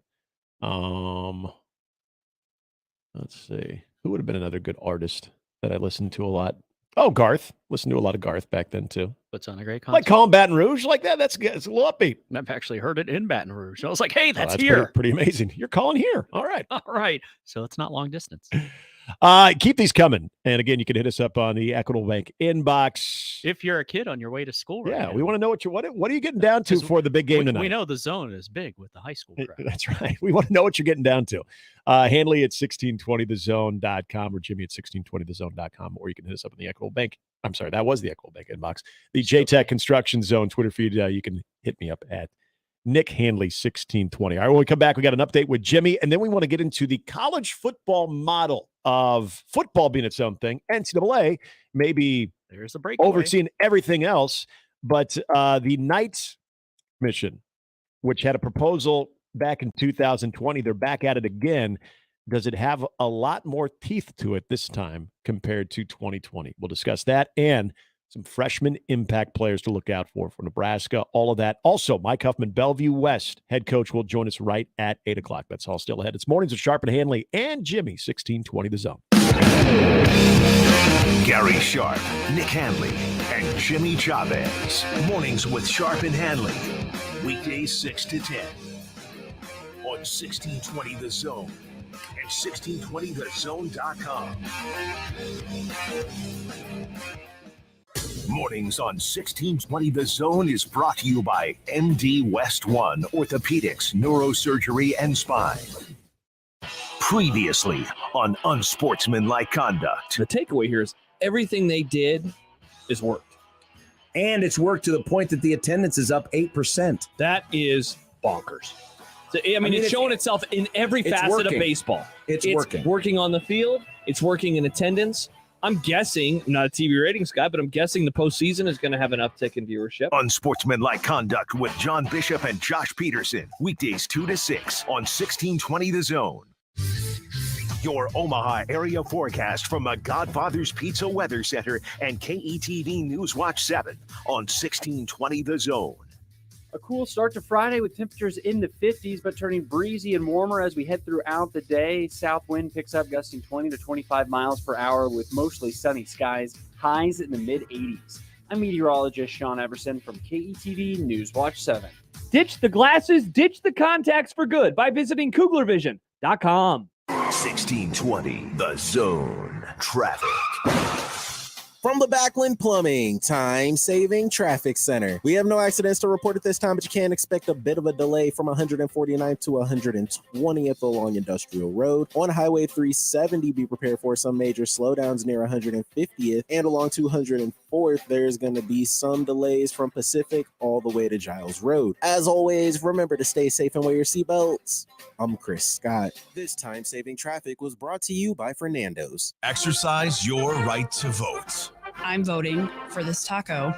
Vote for Fernando's Mexican Restaurant for best Mexican dining and best margarita at bestofomaha.com today. Come join the fiesta at Fernando's. Hey, everybody, it's Michael Savit for Ted and Wally's Ultra Premium Ice Cream. 2 locations in Benson and the Old Market. You know what it's like in the summer, right? It's hot. We know that. What's better way to cool off than ice cream, and especially ice cream from Ted and Wally's? More than 3,000 flavors. For 35 years, they've made sure that when they make ice cream, they make it the right way. That's why they have 20% butterfat. That's why they do it the old-fashioned way. Check out both locations. Go over to Benson or go over to the Old Market and get some Ted and Wally's today. 35 years of tradition, and tell them Severe sent you. Let me get you up to speed on the service that you need. Katie was recently told by a competitor that her transmission needed to be replaced. She thought the cost seemed a little too high, so she called us. We towed it from that shop and verified the transmission was in fact bad. We did the job and saved her over $1,500. Sometimes a second opinion can save you a lot of money. Don't overpay. Call Omaha Transmission. Omaha Transmission, shifting to running smooth. Hey everyone, Josh Peterson here from my friends at Miracle Hill Golf and Tennis. They have a brand new club fitter, Mark Bauman, their master club fitter at Miracle Hill Golf and Tennis, and he is fitting both Callaway and Titleist equipment. Plus, how about this? Demo events on Tuesday nights as well as Saturdays where you can try out the equipment and then schedule your own personalized fitting with Mark to get that equipment ordered. Give him a call today at 402-498-0220, Miracle Hill Golf and Tennis. The brand new Dollar General Distribution Center in Blair is now hiring. Starting wage is up to $22 per hour with benefits including medical, dental, vision, 401k, and a $2,000 sign-on bonus. Apply today by texting DG Warehouse to 25000 or online at dollargeneral.com/careers. Again, apply today by texting DG Warehouse to 25000 or online at dollargeneral.com/careers. Dollar General can't wait to have you become a team member at their brand new distribution center. If you're hiring, it can feel like you're trying to find a needle in a haystack. You can hope the right person comes along, or you can just use ZipRecruiter. And now you can try it for free at ZipRecruiter.com/radio. In fact, ZipRecruiter has helped a lot of business owners find their needle in a haystack, like Marco, president of operations at Telly Tires and Auto Centers. Because Telly Tires has grown a lot in the last few years, Marco needed to hire everyone from a receptionist to a store manager to a head mechanic. ZipRecruiter helps me find all the right people, even the most difficult jobs to fill. ZipRecruiter helps me keep my business running. Take it from Marco and millions of other businesses who've used ZipRecruiter. ZipRecruiter can help you find the needle in the haystack. See why 4 out of 5 employers who post a job on ZipRecruiter get a quality candidate within the first day. And right now, you can try ZipRecruiter for free. That's right, free at ZipRecruiter.com/radio. That's ZipRecruiter.com/RADIO. ZipRecruiter.com/radio. ZipRecruiter, the smartest way to hire. This hour is powered by Dollar General Distribution Center in Blair, Nebraska on 1620 The Zone. And we're back. Mornings with Sharp and Handley. Here's Gary, Nick, and Jimmy on 1620 The Zone.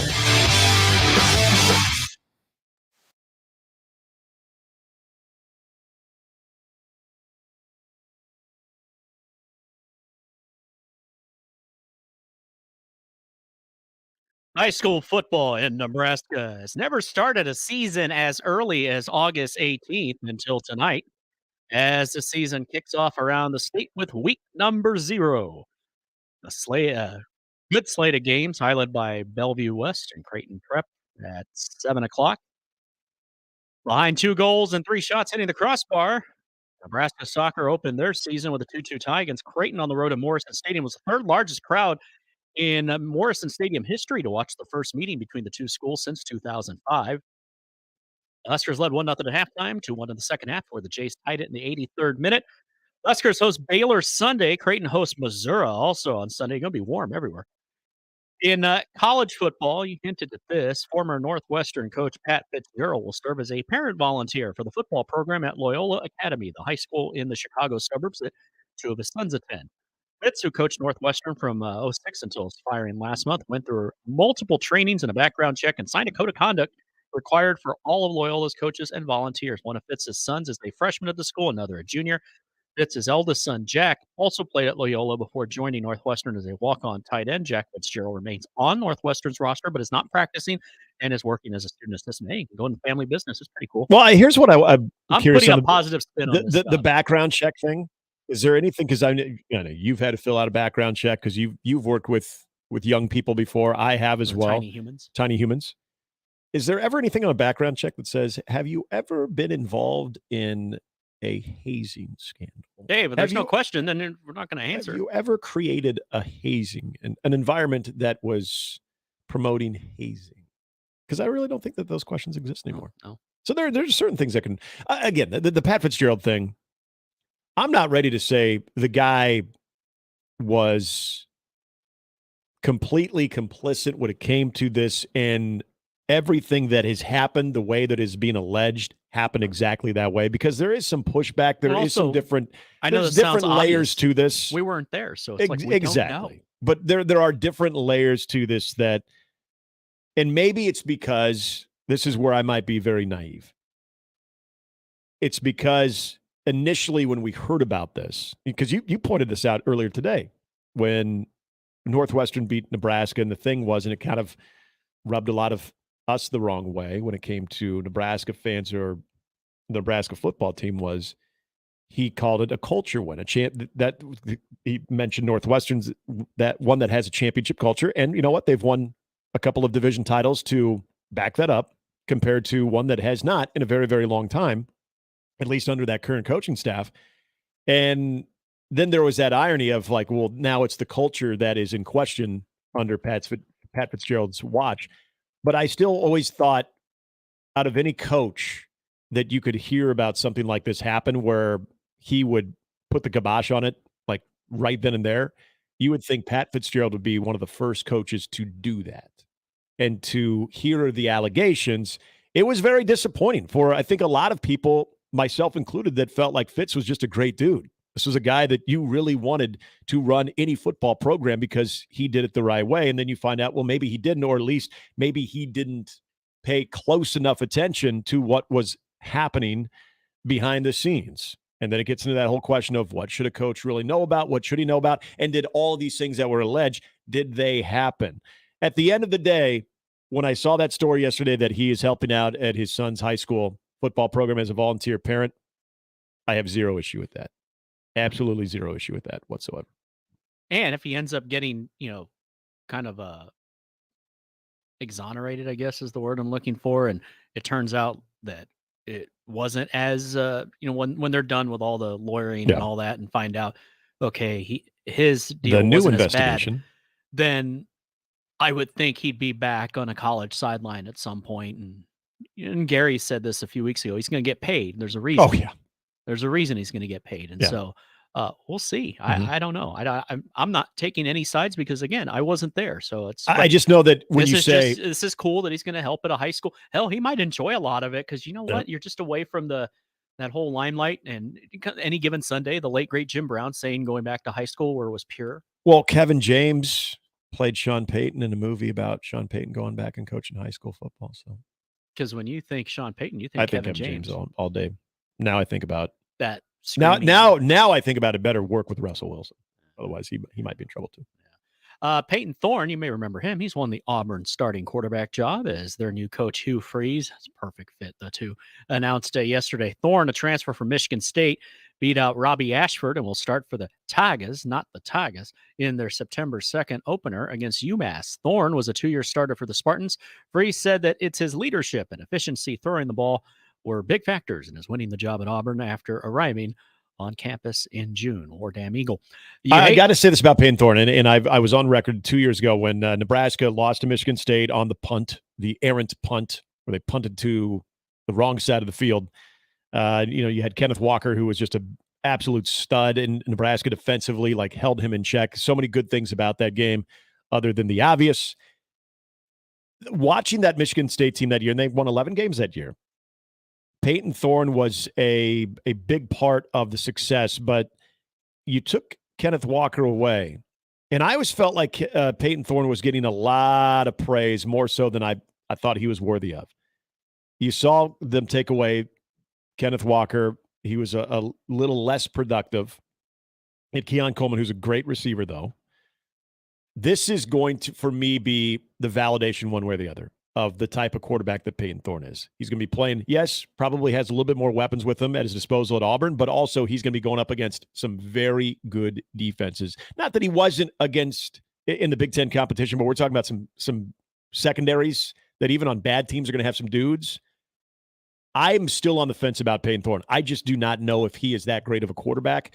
You're going to find out now. Yeah. All right, in the NFL last night, you hate to see this during the preseason. That's not sarcasm. You really do. 2 Eagles players, receiver Tyree Cleveland, ironically hurt against the Browns, and rookie defensive lineman Moro Ojomo were carted off the field after sustaining neck injuries in Thursday's preseason game against the aforementioned Brown. Both players, though, have movement in their extremities. There were a number of injuries for the Eagles last night. Quarterback Zach McPherson was ruled out of the game after sustaining an ankle injury early in the second quarter.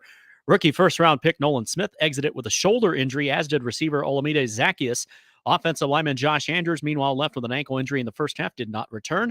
Finally, Bears quarterback Justin Field will not play Saturday against the Indianapolis Colts. For shame! Yeah, no Justin Fields.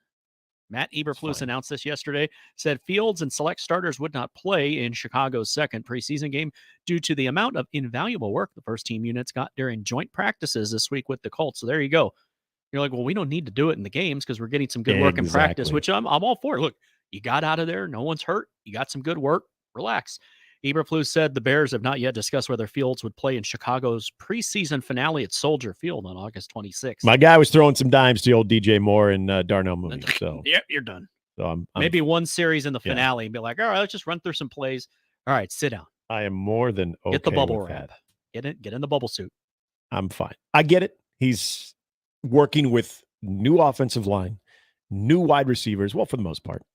But he's still, there's some familiarity with Cole Kmet, Darnell Mooney, as I mentioned. Even Chase Claypool played a little bit before he got injured last year. I feel like there's enough familiarity with what he needs to do. And then, again, like you mentioned, like we talked about earlier, having that competition when the joint practices and the live 11-on-11 moments, I think, are just as beneficial because the part of the preseason game itself is, to me, the routine of the game.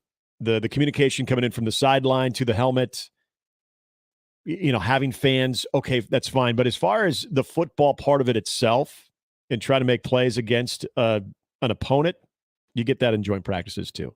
For rookies, I think preseason's big. If you're trying to make the team, that's a different situation. For rookies, preseason, I think you got to get as many game-type reps as you possibly can in game conditions. You're just trying to get to the season. Exactly. That's it. Trying to get to the season. You don't want your season derailed before you even have a chance to begin. Mm-hmm.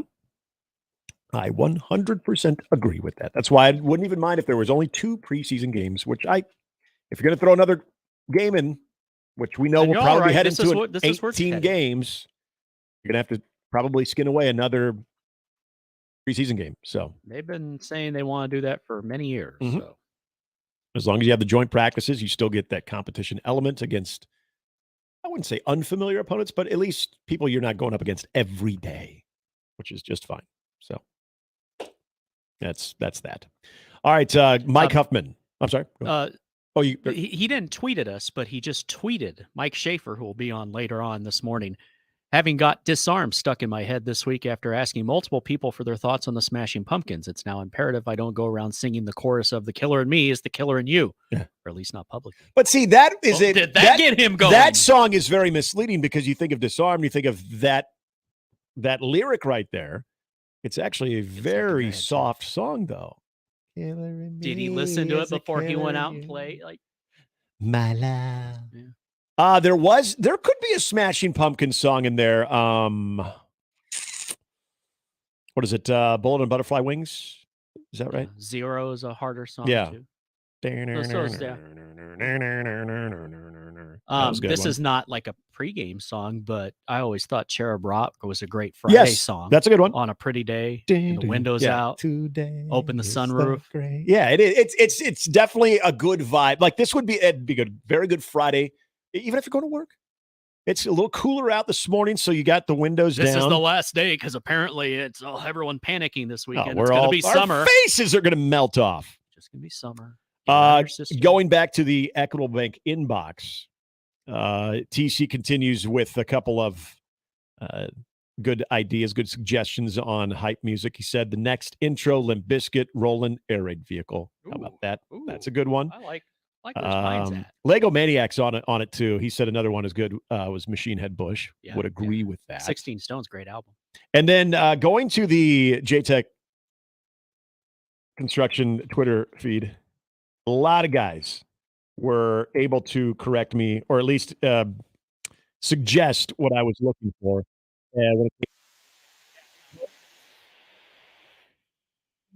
No, it's too soft.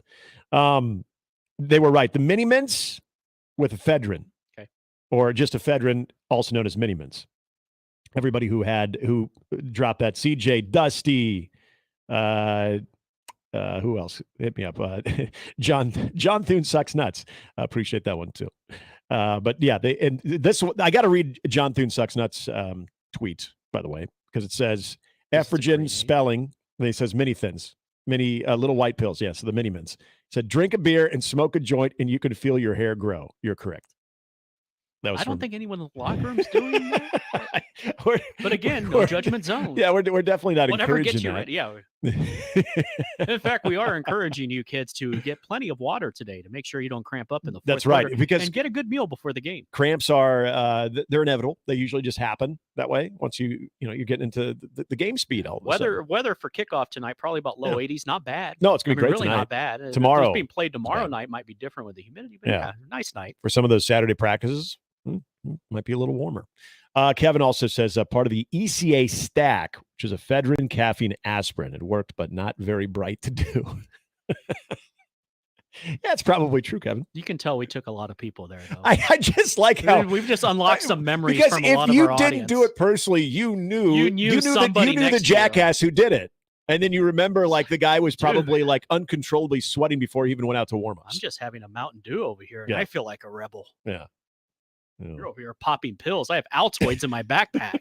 That was a big deal back then. We're going to step aside for a moment. Coming up again at 10 minutes, head coach Mike Huffman of Bellevue West will be joining us as Bellevue West takes on Creighton Prep tonight. We'll get the coach's thoughts on the season. But next, a little bit of what the college football model could look like if it did break away from the NCAA. The Knight Commission has some ideas, and we'll share that with you next. Hey, Woodhouse Buick GMC, located at 119th and I, is the place for you.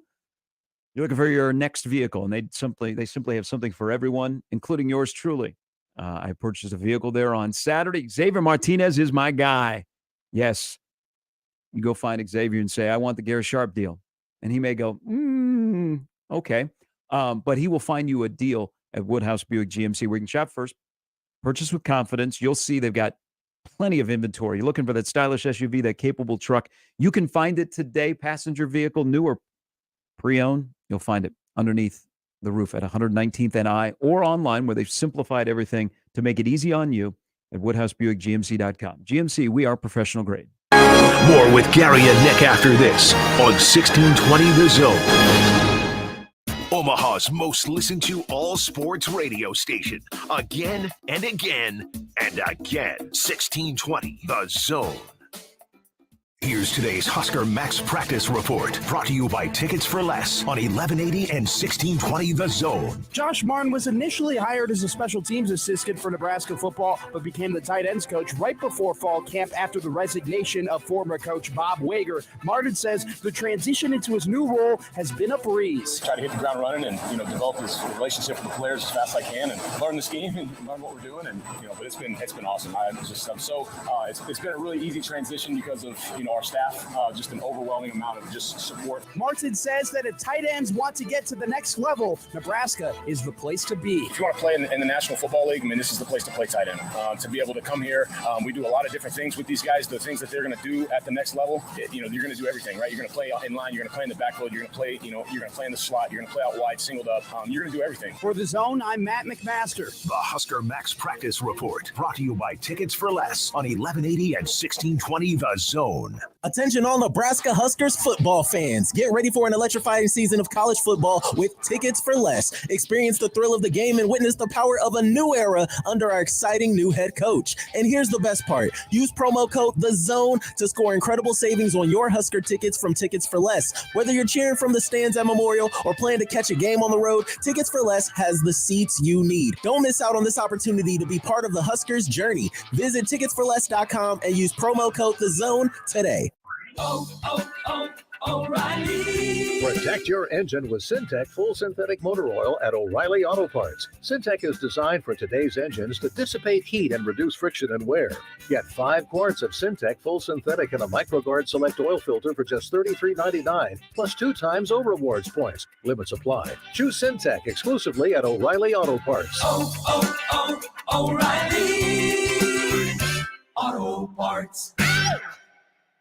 What's holding you back from learning the language you've always wanted to know? Too hard. Takes too long. Not with Babbel. Babbel's lessons take just 15 minutes a day. 15 minutes isn't long. Nope. And they're fun. Fun isn't hard. Right. Babbel's interactive lessons, podcasts, games make it fun and engaging. You don't realize you're learning the language, but you are. And Babbel's lessons are built around real topics like travel, business, relationships, and more. You'll learn what matters most to you. Plus, Babbel's lessons are designed to get you speaking right away. In 3 weeks, you're able to start having conversations. Just 3 weeks. Even better. Since Babbel's lessons are designed by language experts and voiced by real native speakers, you'll get the accents just right and be able to carry on conversations with confidence. Learning a language with Babbel doesn't take long. And with Babbel, it isn't hard. It's perfect. And now, try Babbel free at Babbel.com. That's BABBEL.com. Babbel.com. Why? If you have T-Mobile 5G home internet, you might be hearing this a lot. Every time your internet slows down during the busiest hours. Why? Because your network gives priority to cell phone users. Why? Good question. Why not switch to Cox Internet with 2 times faster download speeds than T-Mobile 5G home internet during peak hours? Okay. Stop the whys and visit cox.com/5G home for details. T-Mobile prioritizes certain T-Mobile phone users over home internet users during times of congestion. August 25th at McDonald's is Big Red Friday, when you'll score a limited edition Husker flag for $5 with proceeds benefiting your local Ronald McDonald House. And what exactly should a Husker fan like you do with a limited edition Husker flag? Attach it to your cornhead hat and wave your head around. Drape it over the giant M structure you installed in your yard. Place it in the hand of the Herbie Husker statue on your roof, or fly it from the van you just converted into a corn cob party bus. Oh, the decisions. Husker flags, Friday, August 25th at participating McDonald's while supplies last.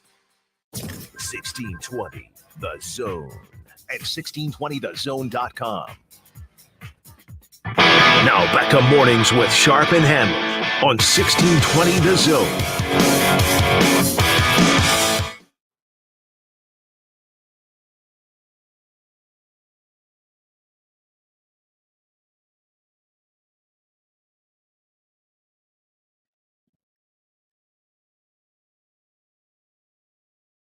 Yeah, we're going to find out if this could still be on Bellevue West head football coach Mike Huffman's pregame playlist.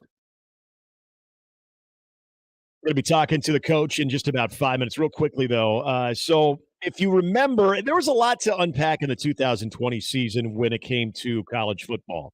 Whether there was going to be a season period, then everybody kind of had their own plans going forward. We obviously know about the Big Tens and how that was a blank show for a while.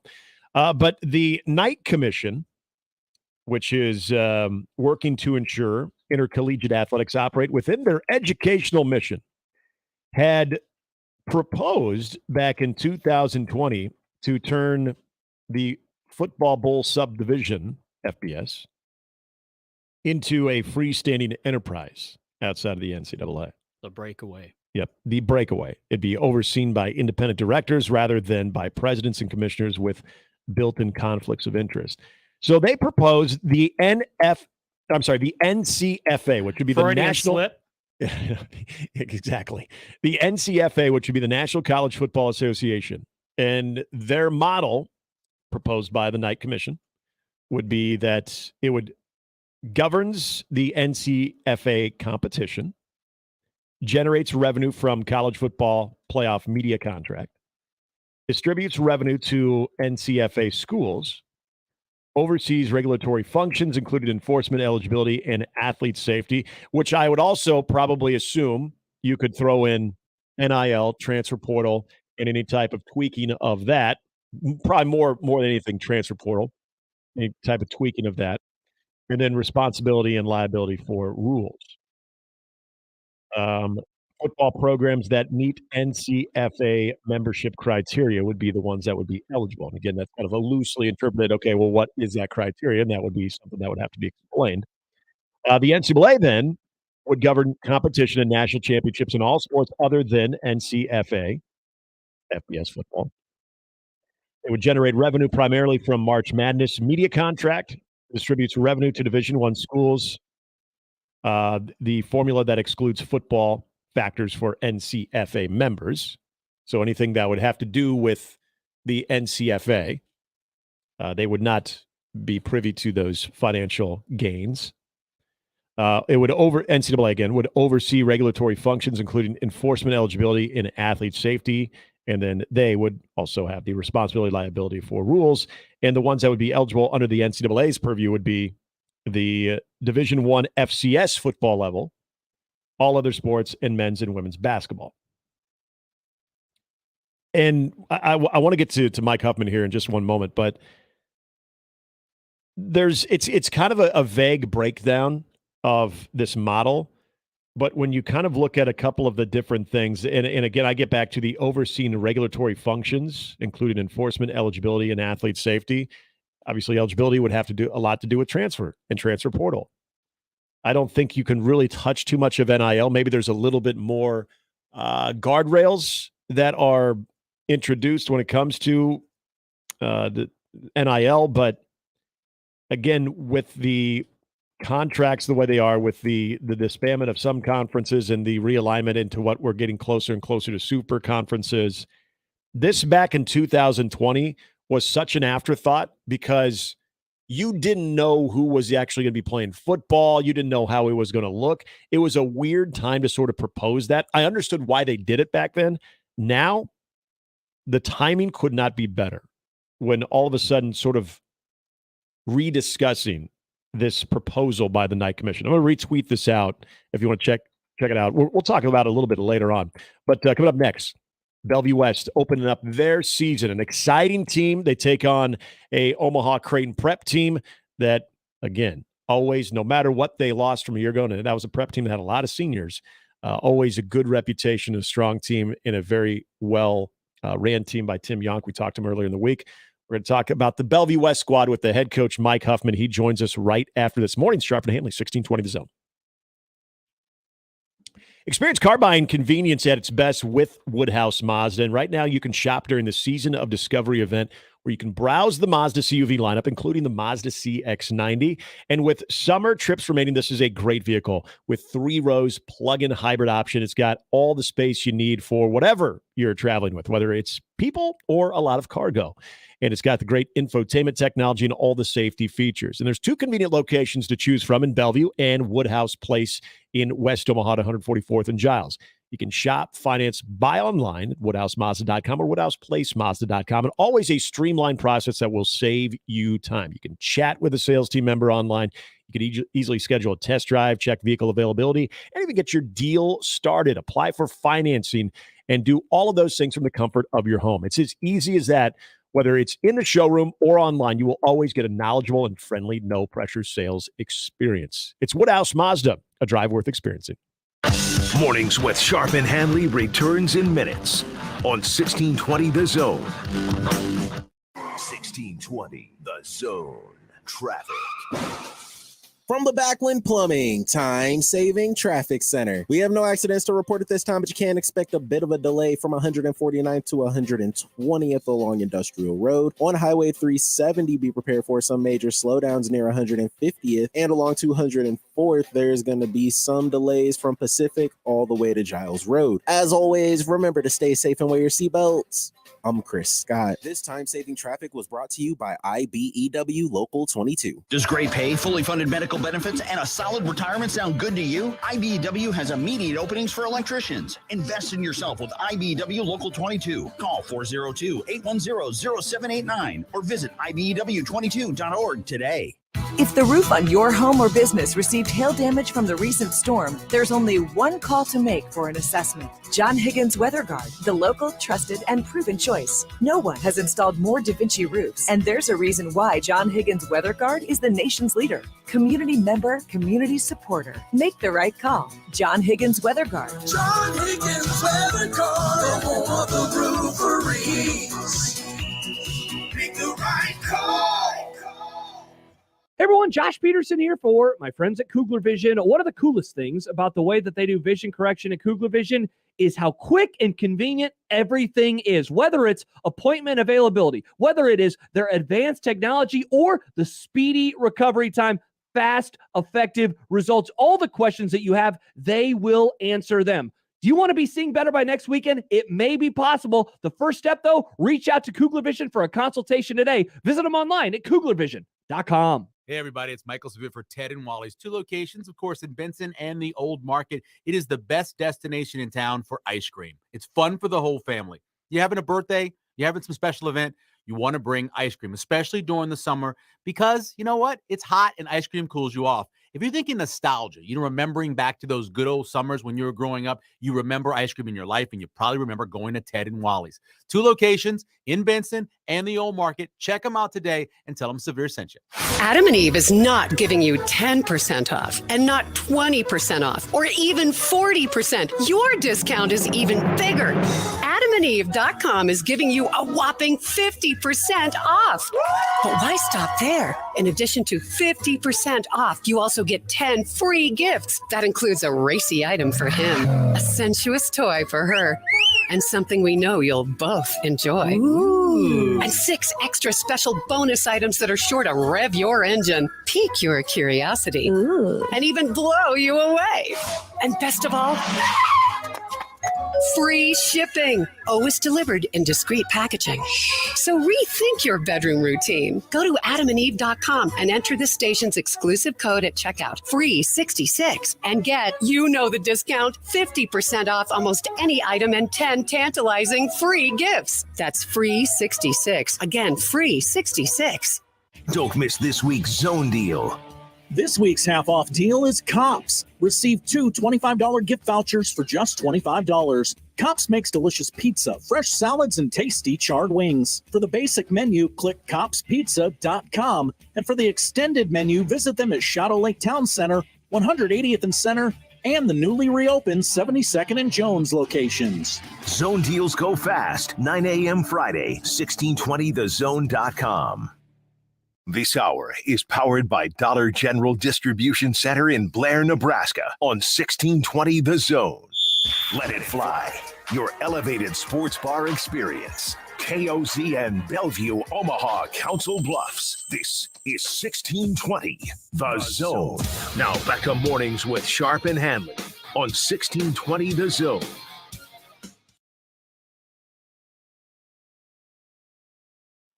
All right, halftime brought to you by Hearth Cigars and Pipes Lounge, just off 680 and 48th Street next to Cubby's. It's Hearth Cigars and Pipes Lounge.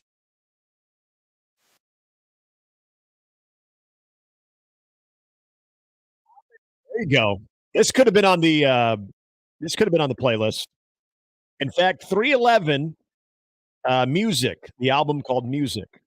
That was still a high school playlist favorite before a football game. This would be one of those songs. There is one that I can't really say because it's even the title is naughty, but it says, "Do this. It's time to throw down." It's yeah. You could just look up the album and you'll know. But 311, that was a good one. We've got high school football. The reason we've been talking about hype songs because we've got week 0 of high school football beginning tonight, and there are some good games around the area. In fact, you've got a good Class B1 between Blair and Norris tonight, but all eyes are going to be on Class A as Bellevue West begins the 2023 campaign. They'll take on Creighton Prep out in Bellevue, and we are happy to be joined here on the 42-degree hotline with the head coach, Mike Huffman. Coach, good morning. How are things going? Well, I'm just sitting here cracking up. My man, I heard you say that. I'm getting so dang old, sometimes it's rough. So I do. Just this morning, Nate Lance, we're at QB breakfast. I bring the kids in. We do some breakfast burritos, go over the final game script. And we're sitting here, and Nate Lance, who's down at McNeese, got the captain, QB, quarterback of the 19th title team, reaches out. And that's our text back. My man, always thinking about them people, man. I love it. Well, so I remember when I was coaching baseball at Miller North, and you were coaching baseball and football at Burke. If I remember correctly, you were at least not against a Limp Bizkit song. So the question is not necessarily what the kids are listening today to get fired up for a game, but what are coaches listening to? And because you and I are around the same age, so I'm curious, do you have a playlist when you're kind of in your moment of just, not even silence, because obviously it's not silence, but in your moment of just being uninterrupted where you just kind of want to zone out? My wife teases me that I shut off in the year 2000. That's a good year. It's all background music to me. I like these. I don't want to scream it, but Amazon Music. Yeah. And so I have a grader, a 7th grader. My wife, obviously me. I'm an 80s, 90s. I like rap. I like country. I like alternative. And so I like that whole my playlist thing. Okay. But it's not just mine. It's hers and my 2 kids. So you never know what's going to roll on my echo when I'm sitting out on the patio. It's all good. Hey, it works. Whatever works, it's fine. There's no wrong answer. That's the beauty of it. Now, we're lucky here. Steve Lemon, he does our play-by-play, not our play-by-play, but our announcing over the speakers. And man, he's a collegiate sports announcer. Like he does UNO volleyball. He does some Husker stuff. And so he's got ours rocking, man. He's got a playlist of like 300 some songs, and we're playing third downs. It's pretty cool, man. It's a college atmosphere here. It's going to be a great atmosphere tonight. And, I want to start with just the week 0 element of this first and foremost. If you had your wish, would you prefer to start on the regular week 1? I wish I could start on week 1.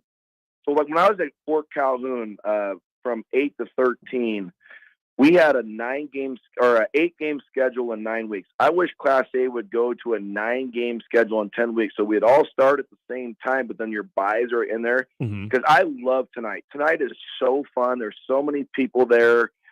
Sadly, unless it's like a rivalry game, folks just don't go to high school ball games that much anymore. So this is super fun for our kids. We've been blasting music because we think it's going to be pretty loud just to get the QBs and, because we're a no-huddle team. So that aspect is cool.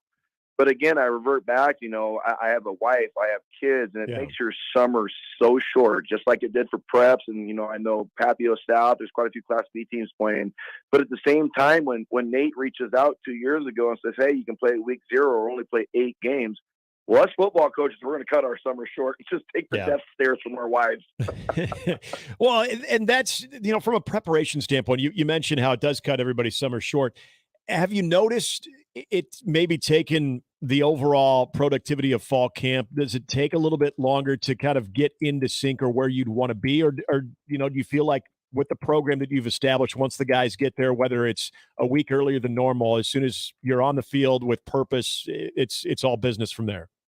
That's a fantastic question. And I would be interested to hear how like Tim Young did it or Tim Clemenger did it. But our football is fine because in the state of Nebraska, you get 10 days of camp in the summer. So our football is so much farther along when we get to fall camp. So the legendary Gene Sir Hall of Famer is on our staff now.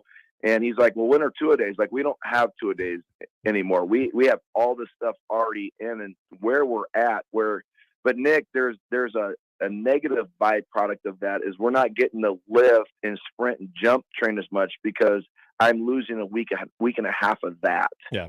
And so I'd be interested to know if other coaches, did they keep their lifting and running? Because I don't believe in having a 2.5 hour camp practice and then making kids go in and lift for an hour. How productive? Let's be real honest, man. That's an adult that has lost touch with kids that's doing that kind of stuff. Yeah. Now we'll go in and pop in for 30 minutes, because you have to keep lifting. But to think you're going to that's going to be diminishing returns. And I'm big on fresh. You watch us play, Nick, man. I'm big on fresh legs. Let it rip. I want my defense flying. So you can't be wearing them out, but they also have to be tough enough to handle the trenches and handle a 4th and goal at the 1. This is nothing new. I mean, expectations are with this program. It's something that you guys obviously embrace, and a little bit more of the mainstream part of it now too, is people know the Bellevue West football program. People know that it churns out D1 products year in and year out. But now we've got a quarterback that's going to Nebraska. You've got 2 wide receivers that are going to Nebraska. So now you're even getting probably some casual Nebraska fans that are really zoning in on this football team. A lot of eyeballs are going to be on this group for so many different reasons. And again, having sort of the feel for this team, I'm assuming they're aware of that, but I'm also, if I know you correctly, I know that you have them embracing that as an honor, as sort of a badge of honor. When you go 7-4 and you think that the sky is falling, I suppose that's a good thing, right? Right. So we're excited about it. We don't feel that we're up there right now. We're looking up. We always used to joke that, man, the view from the mountaintop is fantastic, man. But we ain't there right now. We're looking up at some folks. We're looking up at Westside. We're looking up at Gretna. We're chasing, man. And we're chasing greatness, and we want to get back up there. So our guys have been hungry. And our skill guys are fantastic, and they have been for a long time. But I think any coach now that's been doing it for a long time, which I can't believe this is my 26th year, but they will tell you that the lines are what matters. On our offensive line, we had a lot of injuries last year. We played 11 different kids. We have 7 of those guys back because one of the kids we moved over to the defensive line this year. So I'm really excited to watch them play.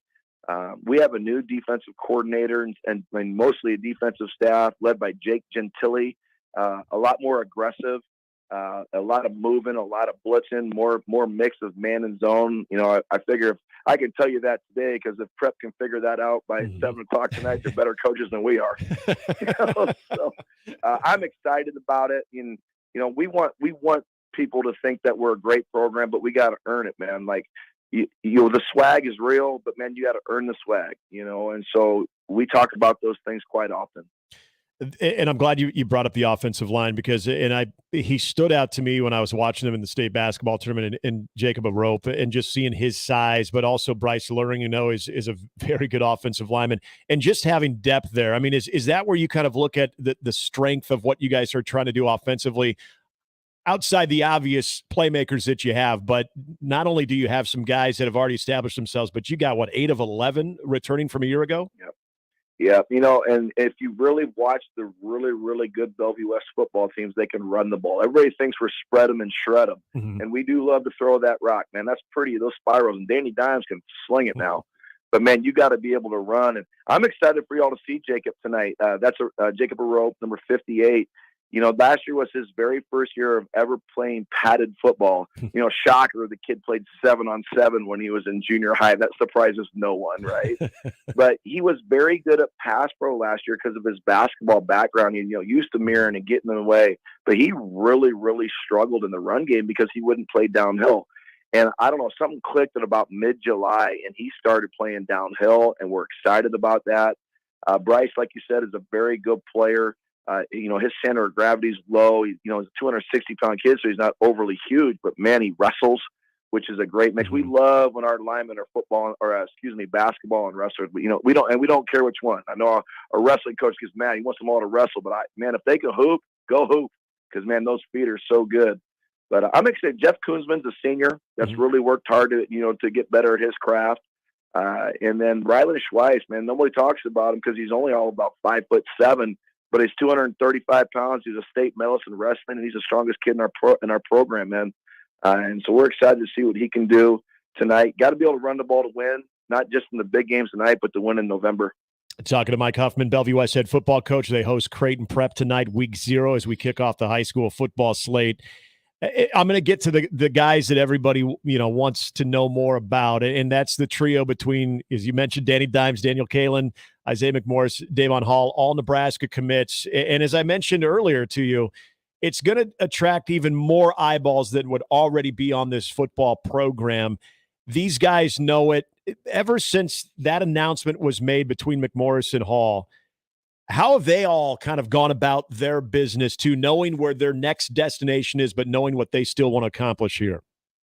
I'm extremely excited that they all made their decisions. And that's something that, you can never tell a kid what to do because, that's his future. It's their family's decision. But we do like that they're out of the way, and then they got to enjoy the rest of that June with the recruiting visits. Danny was down there every weekend. And I know Devon and Isaiah waited to announce. They kind of knew for a while. So June was kind of split between, right, wrong, or indifferent. It's the truth between Bellevue West and Nebraska. And us coaches have to understand that now. You can't pull the whole, man, you don't get to do that stuff. You're a T-bird now. No, they have futures as well. But the good thing about them making those decisions early is once that calendar flipped to after the 4th of July, now they're T-birds. Yeah. Right now they're T-birds, and they're pumped. And we have a legacy here of playing in big games. And honestly, we haven't held up. We've played in them, but we haven't held up our end of the bargain. These guys are hungry, and we're not stupid. We know those guys are going to get extra attention. We have 5 receivers that we feel fantastic about. Everybody knows about Jermaine Green already, especially after he ran 10-9 as a freshman. He's been down in Nebraska. I know they like him. But, man, my 2 slot receivers, TJ Whaley is my Y, like what Micah Riley and Caden Helms played. And then Ben Goodwater's got every Division II offer in the MIAA, which is the best conference in America, and Division II conference in America. So we're perfectly comfortable with people over paying attention to them. I like our two running backs, Charlie Gwinner and CJ Goff. They're good enough to keep everybody honest. So we're pretty pleased. But at the end of the day, Nick, it's going to come down to how that defense plays. And everybody knows that. And I loved our old DC. He worked his butt off. We were good friends, but he had another opportunity, him and his wife. And so we hired Jake Gentile. And I said, man, you're going to be in front of the press, man. You got to get ready to go, and we'll see what you're made of. Now, he played for the Jackrabbits at SDSU. Yeah. We have an affinity for the Jackrabbits, and they've been good to us, and hopefully they're still good to us now that we got some of their coaches. Hey, speaking of the defense coach, and you're going to have to help me on his name. The young man who transferred from Henderson, Nevada, that I know is going to be out on the edge. Dedoit. Yep. Say that again. Dedoit. Okay, so just again, now his name is Jules, Nick. If my name was Jules, I would not go by a nickname, man. He goes by Pono. Jules that is awesome. It is. I mean, maybe that'll catch on at some point during the season, right? Makes me think of Pulp Fiction. Yeah, that's funny you bring him up. So SDSU reached out last night about the 25s, and I brought up Whaley, and I go, I really like this Dedoit. Now I got to see, he's 6 foot, 200 pounds, plays DN, but this dude is relentless. So I'm interested to see how he holds up against some big fellas. You know how the Metro, they can put some big linemen out there now. Now this kid's fast, and this kid is strong. He's a 300-pound bencher, 405-pound squatter, can hang clean the moon. So I'm excited to see how he holds up against big fellas. Another guy I wanted to ask you about on the offensive side, and I know, again, with Daniel Kalen, this is his offense, but also there's some athleticism and the ability to swing it with Will Anderson coming out from Millard West. What's that transition been like for him? You knew about that, Nick? I didn't know you knew about that. Our boy can play. Yeah. He can play. And, one of the things that we are pretty well known for here is if we have a couple guys that can play, we will play a couple guys. Mm-hmm. Danny played quite a bit as a freshman, played quite a bit as a sophomore. Will play tonight, and he'll play when it matters. It's not going to be fourth quarter garbage time. This kid has an absolute rocket launcher. Yeah. Now we're working on his touch, and boy, can he run. So, but we're teaching them, some of the intricacies of the passing game, how to be a quarterback in between the ears. And then he is catching on really well. I think he loves it. I know his mom loves it, and we love having him here. Well, the Millard West guys. I'm a Millard West alum, so I was trying to. I know. I don't think Kirk's too happy with me, but I do like you, Kirk, Coach.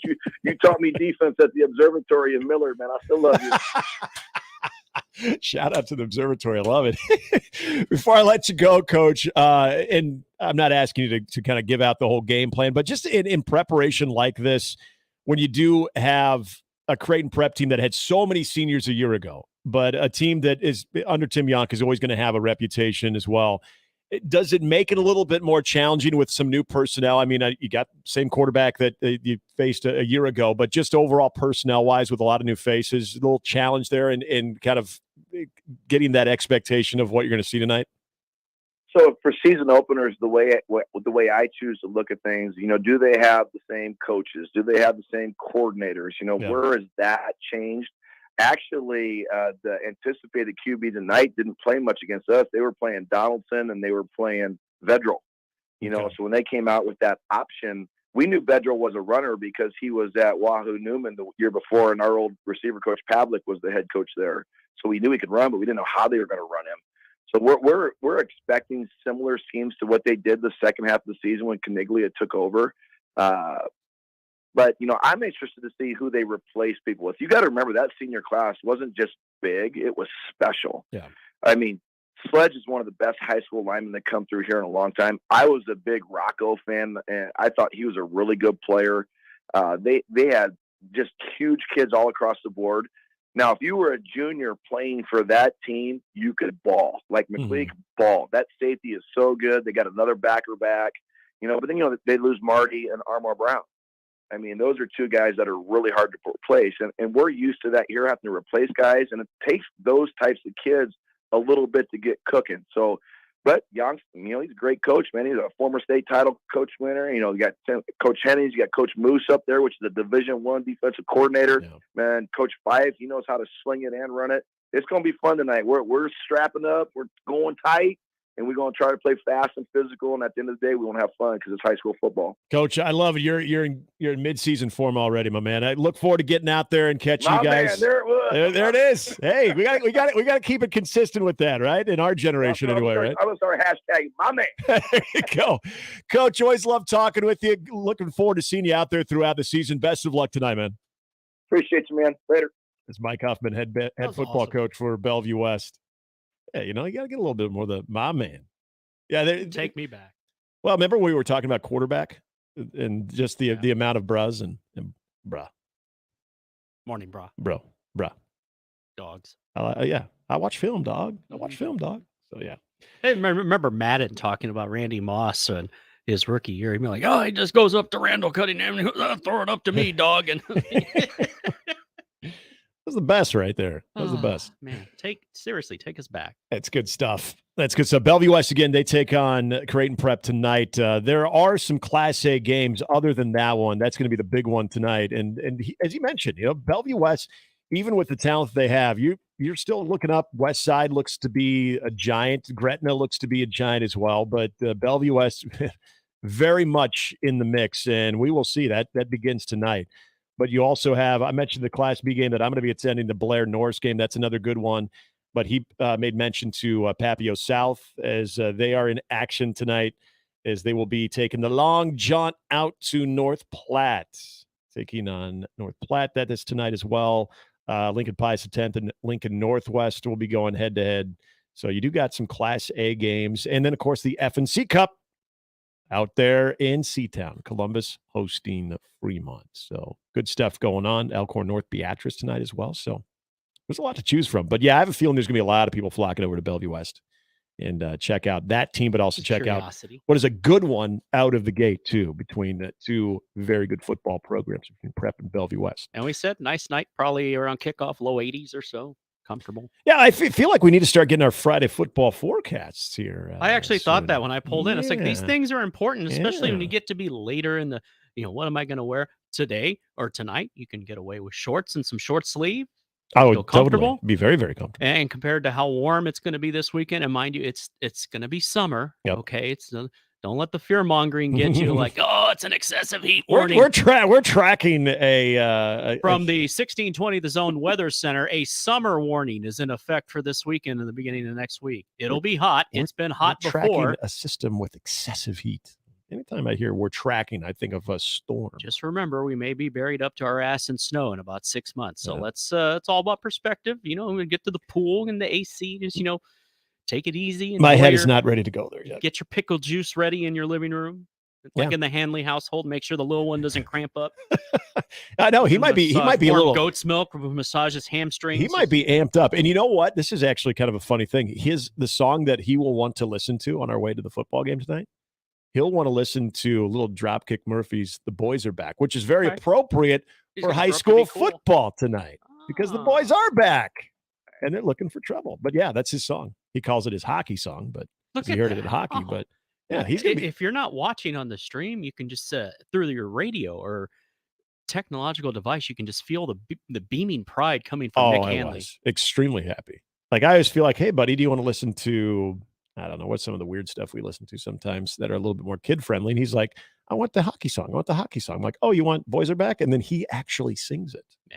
Yeah, he knows the chorus to it. It's pretty cool. All right, Dad. More human than human on 3. Let's go. I want the Rob Zombie song. Dad, is that Jenna Jameson at the beginning? Well, yes, son. Actually, Which, by the way, a couple Rob Zombie songs there, too, were usually being played in the locker room before a game. A little Dragula. Dragula's a good one. More human than human, though, as you said. More human than human. And when I went to school, I went to high school with a guy named Ben Human. So we always thought the song was More Human, Ben Human. Yeah, it was fun stuff. All right, Mike Schaefer, speaking of fun stuff, going to be talking to Schaefer, get his thoughts on the happenings this week at Nebraska football, week number 3 of fall camp, and the latest in recruiting. Schaefer joins us right after this.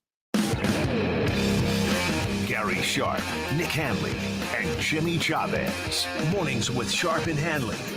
Weekdays 6 to 10 on 1620 The Zone and 1620thezone.com.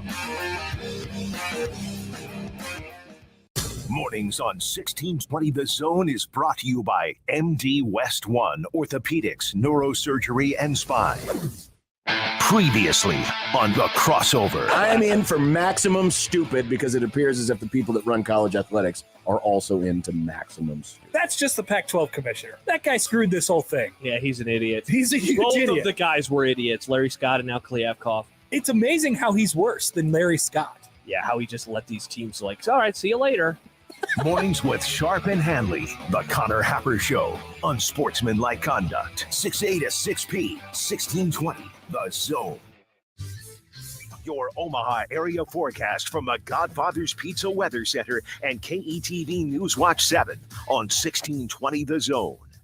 A cool start to Friday with temperatures in the 50s, but turning breezy and warmer as we head throughout the day. South wind picks up, gusting 20 to 25 miles per hour with mostly sunny skies, highs in the mid-80s. I'm meteorologist Sean Everson from KETV News Watch 7. Welcome to the Rib Shack, 108th and Q. 1620 The Zone. Traffic. From the Backlund Plumbing Time-Saving Traffic Center. We have no accidents to report at this time, but you can expect a bit of a slowdown from 80th to 72nd along Dodge. On Highway 370, be prepared for a significant delay from the I-80 east and west ramps all the way down to 114th. And along 204th, be prepared for a significant slowdown near Q Street. As always, remember to stay safe and wear your seatbelts.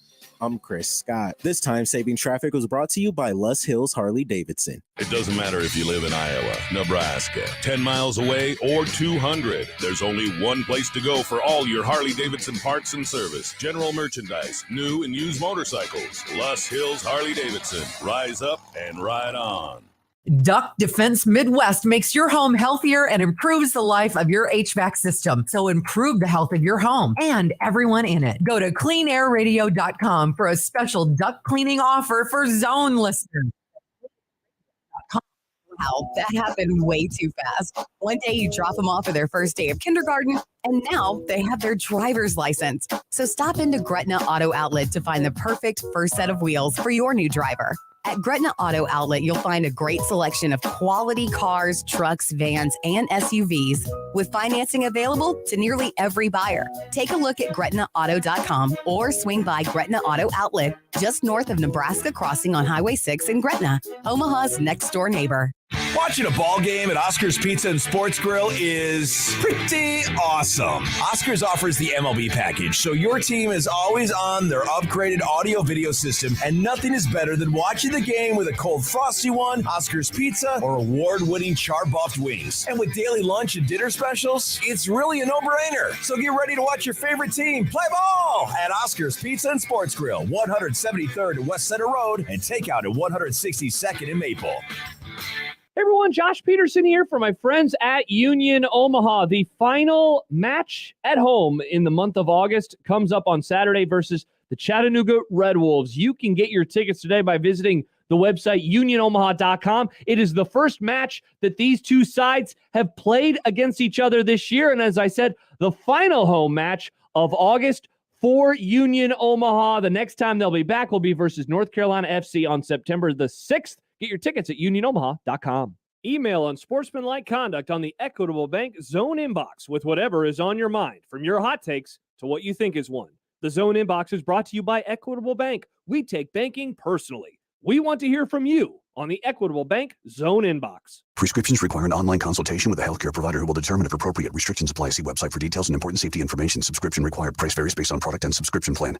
Hey guys, did you know there's a generic form of Viagra that works just the same, but is 95% cheaper? And you can get it online? Just go to 4hims.com/radio. Through Hims, you'll get a free medical consultation, discreet shipping if prescribed, a 100% online process, and trusted generic alternatives to the name brands at up to 95% off. That's right. Get generic for Viagra, the same active ingredient as brand name Viagra, but for 95% less. It's the same medication, still prescribed by a licensed medical provider, but with zero copay, no expensive appointments, and no awkward face-to-face conversations. To start your free online visit, you need to go to this exclusive address, 4hims.com/radio. That's forhims.com/radio for your free online visit. forhims.com/radio. Happy birthday to us. That's right. We're turning 50 this year, and we're celebrating with you. Introducing my new birthday cake streusel, topped with vanilla cake and crunchy streusel, a swirl of white icing, and showered with rainbow sprinkles. Paired with our classic combo, the one that started it all, and your favorite one-topping pizza. Happy birthday feast. Enjoy one today. Godfather's Pizza. Do it. Don't miss this week's Zone Deal. This week's half-off deal is Cops. Receive two $25 gift vouchers for just $25. Cops makes delicious pizza, fresh salads, and tasty charred wings. For the basic menu, click copspizza.com. And for the extended menu, visit them at Shadow Lake Town Center, 180th and Center, and the newly reopened 72nd and Jones locations. Zone deals go fast. 9 a.m. Friday, 1620thezone.com. Make the right call, fans. The Rooferees at John Higgins Weather Guard. Rooferees. The Zone Hotline is powered by 42 Degrees, The Source, by your mom's house. And we're back. Mornings with Sharp and Handley. Here's Gary, Nick, and Jimmy on 1620 The Zone.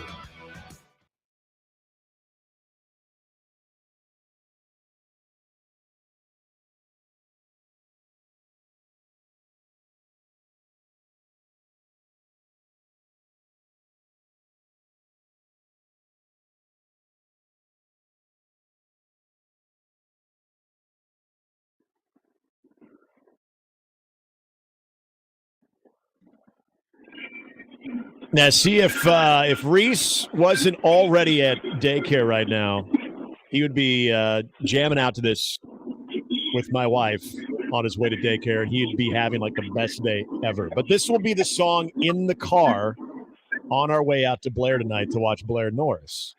Me and Reese having our dudes night because this is the song. And we played this a lot last year around this time when Nebraska was getting ready to play Northwestern because it is Dropkick Murphys, and it's a very Irish sound to it as well, which is the Dropkick Murphys is what they do.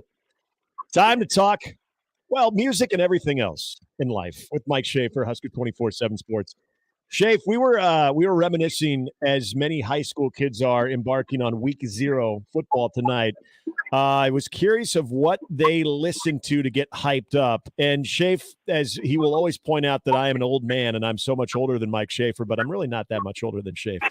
Schaefer, what did you listen to get hyped up before a big baseball game? I don't know that there's any like one particular thing that I was listening to. I will say, since most of my career originated coming out of the bullpen, there was usually just like music being played as I was headed to the mound. And for whatever reason, and maybe it's just the sense of humor of Ed Elm sitting at the Pawnee Park field, but Give It Away by Red Hot Chili Peppers. Played a lot. Okay. Now, you know, the title of that song is not something that you really want to think about as a reliever, but the beat and music of that song does get me pretty hyped up. So When Always Stands comes out, you know, like I have this weird memory of one of the better games that I pitched in Fremont, like the first song. I can't think of the name of the song, but it was like, Give It Your Best Shot, Fire Away. It was like an 80s ballad. Yeah, hit me with your best shot. Yeah. And I remember like that. I was kind of amped, and then I went and shoved for like 5 innings before, you know, for too much. So, yeah. Two that come to mind off the top of my head, but I don't think anyone listening to this would be surprised. I was pretty much a basket case. So I was so far in my own head that I don't know that music would have been necessary to like get me fired up. Okay. Like, I think people understand how ridiculous I was, both in high school and remain in this current day. were you like James Karinchak or something? You know, no, I was not nearly that twitchy, which I find that really hard to watch. Like, it gives me anxiety watching him move that much. Yeah. And be that like, but. It was just this like internal angst that was always just sitting in my head about like, this is, you're out on the mound, like nothing, the thing about being a pitcher, and I don't even regard myself as any sort of control freak, but nothing can happen in baseball without the pitcher. So you just feel like you're in this ultimate at-bird spot for the entire game. And like that was something I always thought about for whatever reason. So again, I'm like deep diving in why I'm the strangest Nebraska media member, but it's a title that I've held for a while, and I plan to defend pretty regularly. I'm right there with you. I will defend you until I'm blue in the face. If anybody wants to step to that, that's fine. So, and speaking of high school football, because you grew up there, and I wasn't sort of introduced to this until I started working radio out there, and when your life had no meaning before, I was introduced into your life as well, just like mine didn't either. But I never realized. I always thought if Columbus had a big rivalry, it would have been more Columbus-Norfolk. But the fact that the Columbus Fremont, the FNC Cup, it was something that I didn't quite understand. And I remember when I was out there, it was usually a game that was played a little bit towards the end of the season, but they're kicking off week 0 with this bad boy. And being a Columbus Res like you are and a Columbus alum, are you okay with this thing kicking off the season? Yeah, my junior year is the first game of the year. I remember that. My friend and I, we went and watched.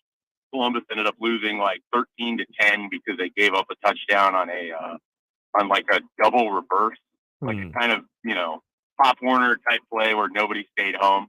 Yeah.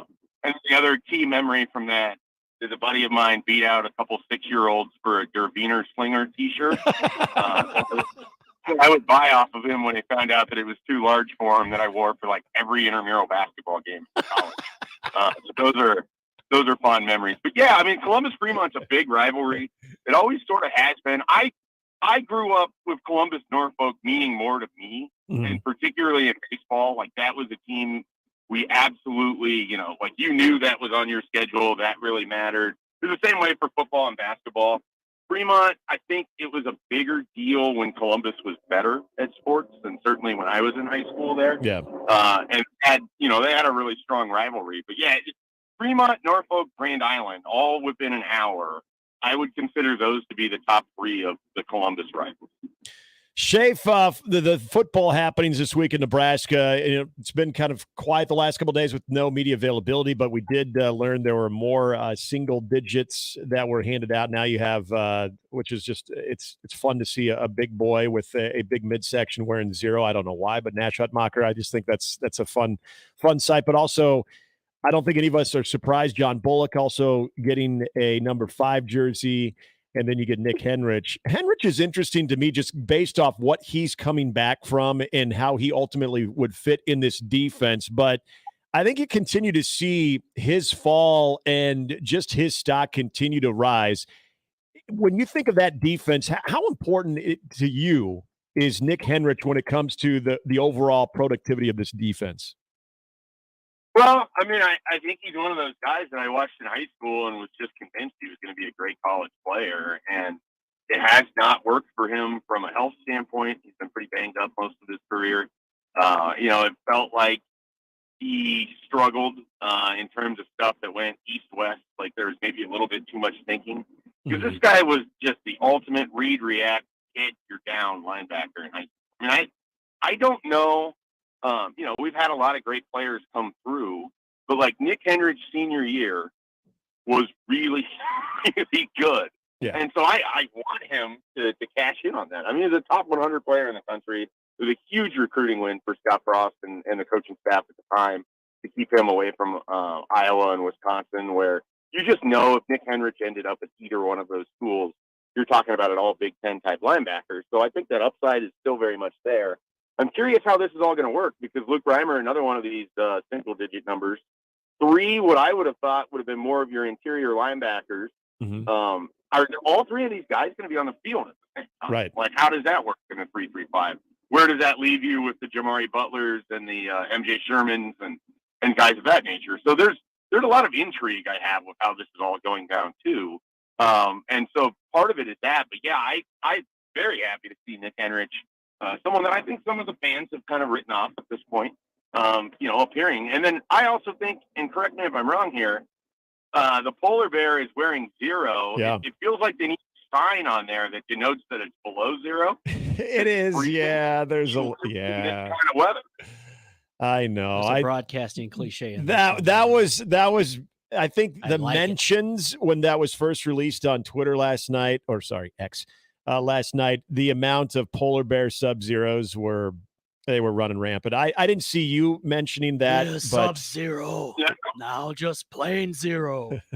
it was, but he's another guy though, and kind of like Nick Henrich. And we were getting into this yesterday, Shafe, of the things that we just don't know about this team yet. And there's a lot, but especially with the defensive line, like I feel like I have a pretty good idea of what Ty Robinson is about, what he can do. So I would chalk him into the things that we know. But Nash Hutmacher, look, we know the guy can bench press a house, can squat an entire semi-truck. But as far as what that can translate to on the field, we just haven't seen it quite yet. I mean, is there optimism in your opinion that this is that year that it finally all comes together for him? Well, one of the reasons I'm kind of bullish on Nebraska's defense, besides just the fact that there could be a fair amount of confusion created by how unique it can be, and teams are going to have 1 week to prepare for it, is there's a lot of guys that haven't fully cashed in on what I think their upside is. Nash Hutmacher being one of those. And really, it seems like he's been here forever, but this would be about the time that he should be kind of emerging onto the scene as a player, maybe late last year. But, Ty Robinson, Nick Henrich, Luke Reimer, these are all guys that I think pretty highly of. Yeah. Nash Hutmacher in that group, too, that maybe fresh eyes, a fresh voice, a fresh perspective, all of that could help, guys in this program. And I look at players like that, have maybe played more at kind of the baseline level and haven't quite scratched the surface of what made them, and 3 of them, highly recruited guys. And the Luke Reimer is just sort of, we've seen the Northwestern games, the games where he's just unbelievable. So there's something there that we've seen, but we want to see it more. You want to see consistency. Honestly, for all 4 of them, health has been a little bit of a thing too. Like they've been banged up. They haven't been able to play all the games, or they haven't been able to maximize their opportunities because of that. But I would include Ty Robinson right there of Nash Hutmacher. I think that Terrence Knighton has an opportunity to get something out of these guys that they weren't getting from Mike Dawson or Tony Tuioti. And so I'm kind of bullish on this defensive line. I'm bullish on the defensive front 7, and I already like the names in the mix in the backfield, the defensive backfield. So, I mean, if there's anything on this team that I'm like feeling good about, it's the upside of this defense. That doesn't mean it's not going to be without issue from time to time. But I think there is a level of play for some of these guys that we haven't seen yet. And I think it'd be unfair to assume that they can't get that. Talking to Mike Schaefer, Husker 24/7 Sports here on 1620 The Zone. Schaefer, flipping over to the offense. Look, we know with the wide receivers, there have been some injuries, the loss of Xavier Betts, all those things have kind of compounded. And then there's the unknown about Arik Gilbert as far as his eligibility status. But a lot of optimism. Again, we use optimism because we just haven't seen him in extensive play with Nebraska and Thomas Fidone. When we get to the 31st of August and Nebraska rolls out their first offensive series, what do you expect to see? How do you expect to see them sort of lined up and who they decide to sort of feature, especially out on the edge? Yeah, I mean, I know that there's a lot of excitement about Thomas Fidone because he hasn't been able to play yet, and he was a tremendous high school recruit, the best in this area that I've seen play in person. But I would not rule out the idea that Nate Borkircher is the number 1 tight end at Nebraska. I mean, I don't know that people fully understand that this is a guy that can do everything that they want. He's got a lot of upside in himself.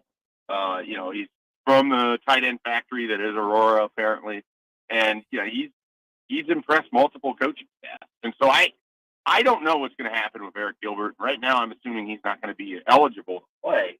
So I wouldn't be surprised if you see some 2 tight end formations with Nate Borkircher and Thomas Fidone. I think they can, combined can give you some pretty strong production and help alleviate some of the issues you have at wide receiver. I mean, you have 2 tight ends on the field.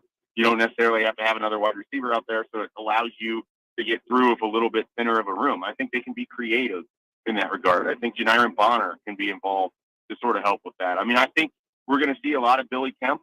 When he's healthy, I think Marcus Washington is going to be a piece, and Isaiah Garcia Castaneda.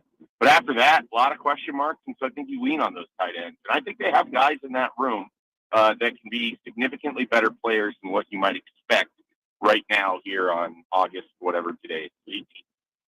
It is the 18th. That is correct. All right. Before I let you go, though, anything recruiting-wise we're keeping our eye on, Grant Bricks or anyone else that we're wondering on timelines and any developments there?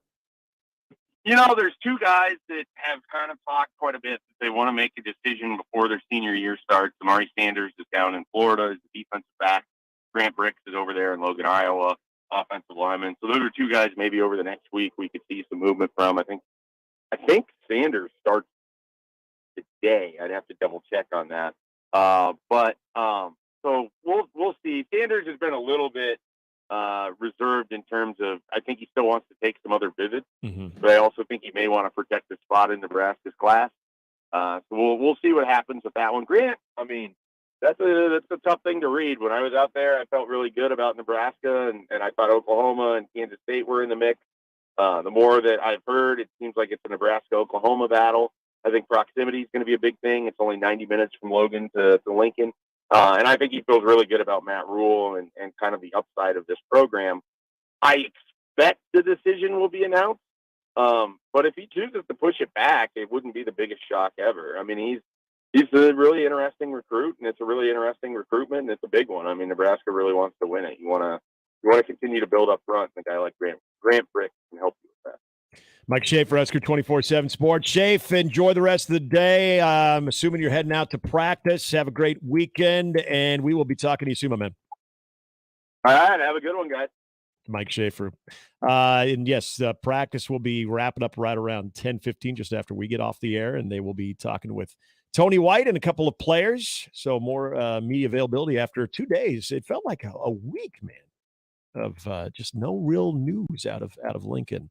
You say that like that's a bad thing. No, it's good. And the only news drop we really got over the last 48 hours was the single digits. And again, if you're just joining us, the single digits, adding to the Billy Kemp jerseys. I mean, oh yeah, that was all you fun. need. That was a good time. Maybe they'll be no asked. news is good news till we kick it off. They might be asked about that. But yeah, if you're just joining us and you went to bed maybe early last night, Nebraska also handed out 3 more single-digit jerseys. That is now 0, Nash Hutmacher. And now you've got number 3, Nick Henrich, and number 5, John Bullock, to go with number 1, Billy Kemp, number 2, Isaac Gifford, number 4, Luke Reimer, number 7, Jeff Sims. So if you're doing the math and you can count 0 through 10, numbers 6, 8, and 9 are still available, which I would assume next week would be the last of the 3. And then we'll probably get into captains. And my gosh, it'll be game week. Jimmy's got an update before we get into the 9 o'clock hour. We're going to be also talking to Matt Verzal. That is all still ahead. It's Mornings with Sharp and Handley and Jimmy, 1620 The Zone. More with Gary and Nick after this on 1620 The Zone. Remember, no matter how you listen, it's still AM radio. 1620 The Zone. Summer may be over, but the savings are hotter than ever with the end of summer sale at 42 Degrees. Going on now at all locations. Save big time on Kratom, Delta, disposables and e-juice, and a whole lot more with prices up to 50% off. And the friendliest, most knowledgeable, and professional staff who'll find just the right products for you. Check out 42degrees.com. The end of summer sale. Buy your mom's house. Warning, this product contains nicotine. Nicotine is an addictive chemical.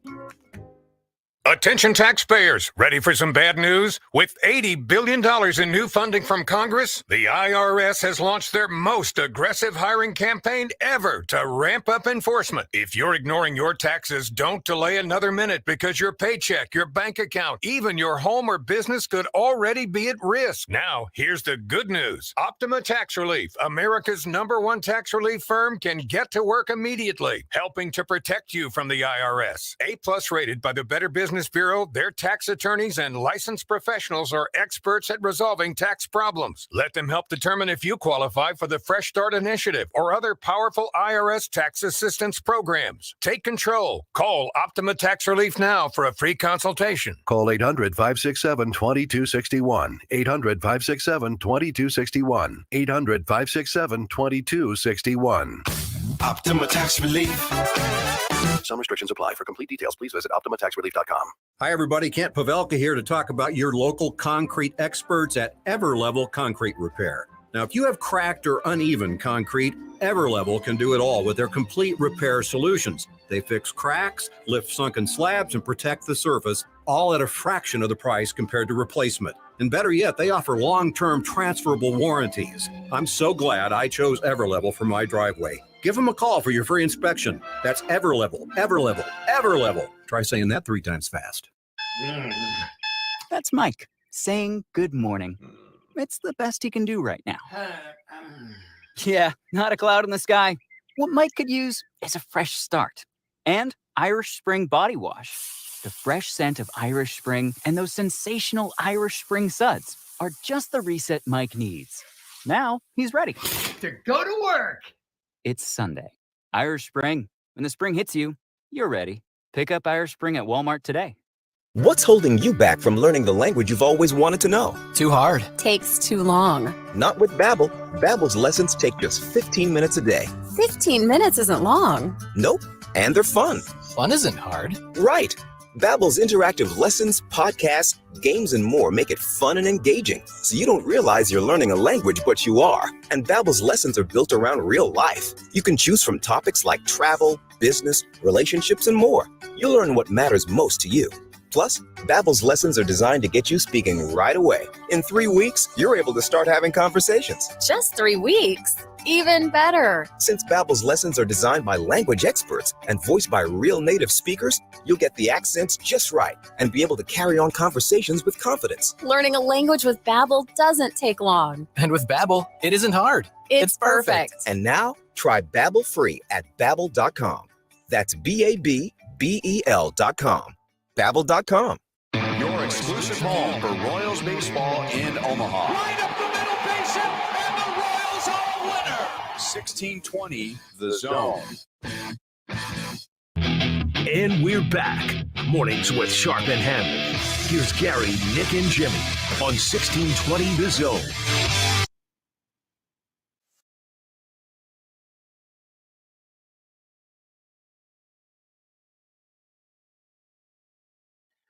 Nebraska football awarded its second set of single-digit jerseys this week with defensive players Nick Henrich and Nash Huntmacher, as well as John Bullock snagging numbers 3, 0, and 5, respectively.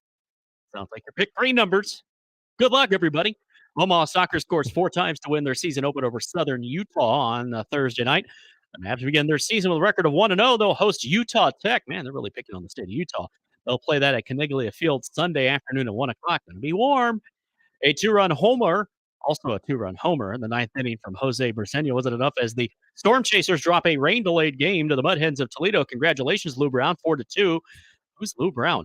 After allowing a 2-run homer with 2 outs in the bottom of the first, Omaha starter Anthony Veneziano settled into a groove and held Toledo to just 2 runs across the game's first 5 innings. A pair of hits to open the bottom of the 6th, scored the Mud Hens' 3rd run of the game, and then Veneziano recovered with a pair of outs before a 1-hour 11-minute rain delay. Anyway, Omaha managed just 5 hits over the game's first 8 innings offensively, held to nothing but singles, and a trio of rocks also walked. Good Lord. Words are hard today. The 2 teams play again tonight. It's okay. 6:05. In the NFL, Sam Howell will start the season opener at quarterback for the Washington Commies, as Riverboat Ron said earlier this morning, ending what had been a one-sided competition for the job. Howell, the former UNC Tar Heel, has worked only with the starters since spring practices began. He has taken all but several reps with the starters. Jacoby Brissett signed in the offseason, took his place for a handful of snaps before the preseason opener against the Browns. Washington hosts the Arizona Cardinals in what used to be an NFC East grudge match. The season opener September 10th.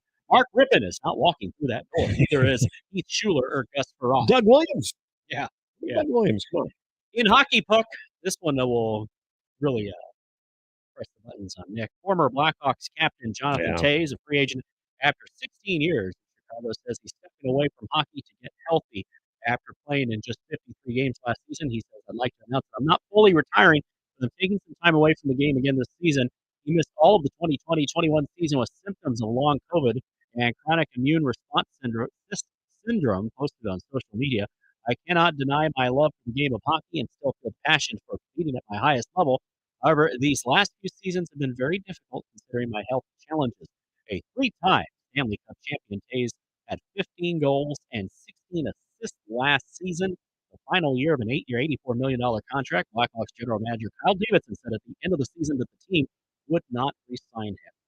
Yeah, Jonathan Toews, for selfish reasons, I would love if he just didn't return to hockey because much like Patrick Kane in a New York Rangers sweater, They'll always be yes, Chicago. it's very difficult for me to watch any of the core group, whether we're talking Duncan Keith, Brent Seabrook, I mean, even Corey Crawford, but Toews and Kane especially, to see them in different sweaters, man, it doesn't feel right. Like, I'm excited about Connor Bedard. I'm excited about what the Blackhawks could do going forward. But selfishly, I hope Jonathan Toews doesn't play again. But for the person who will always root for Jonathan Toews no matter where he is, I hope whatever he's able to get sort of cleared up mentally and physically and is able to give some organization some more of the captain presence that Jonathan Toews has, would be great for the sport of hockey. So obviously I'm conflicted. Selfishly, I just want him to stay a Blackhawk and not play with anybody else. But I had to come to that acceptance with Patrick Kane as well. So finally, WNBA super stud Sabrina Ionescu said after Thursday's 88-75 loss, she plays for the New York Liberty. They lost to the Las Vegas Aces. She says that she still didn't know what happened to her shoes and went missing at the Michelob Ultra Arena. They have a bunch of arenas now. She goes, I have no idea. After leading the Liberty and scoring with 22 points, I haven't heard anything yet. Ionescu wrote on social media earlier Thursday that her shoes, which had custom-made insoles, remember, she's a stud. She can get custom-made shoes. So this is, they're a big deal. They were taken from the arena. She posted on the platform formerly known as Twitter, never thought I would get my shoes stolen from an opposing arena. Please just bring me my insoles back. RIP to my Sabrina ones. Ionescu said that the Liberty beat the Aces Ionescu and the Liberty beat the Aces for the Commissioner's Cup Championship 82-63 on Tuesday night in Las Vegas. I don't know what that is, but it's a big deal and it's a win. And had Wednesday off and then had shoot-around Thursday morning before an evening game against the Aces. Ionescu said her shoes had been locked up at the arena with other things the Liberty left there between games. She didn't know when they disappeared. They are investigating in Vegas. That's not cool.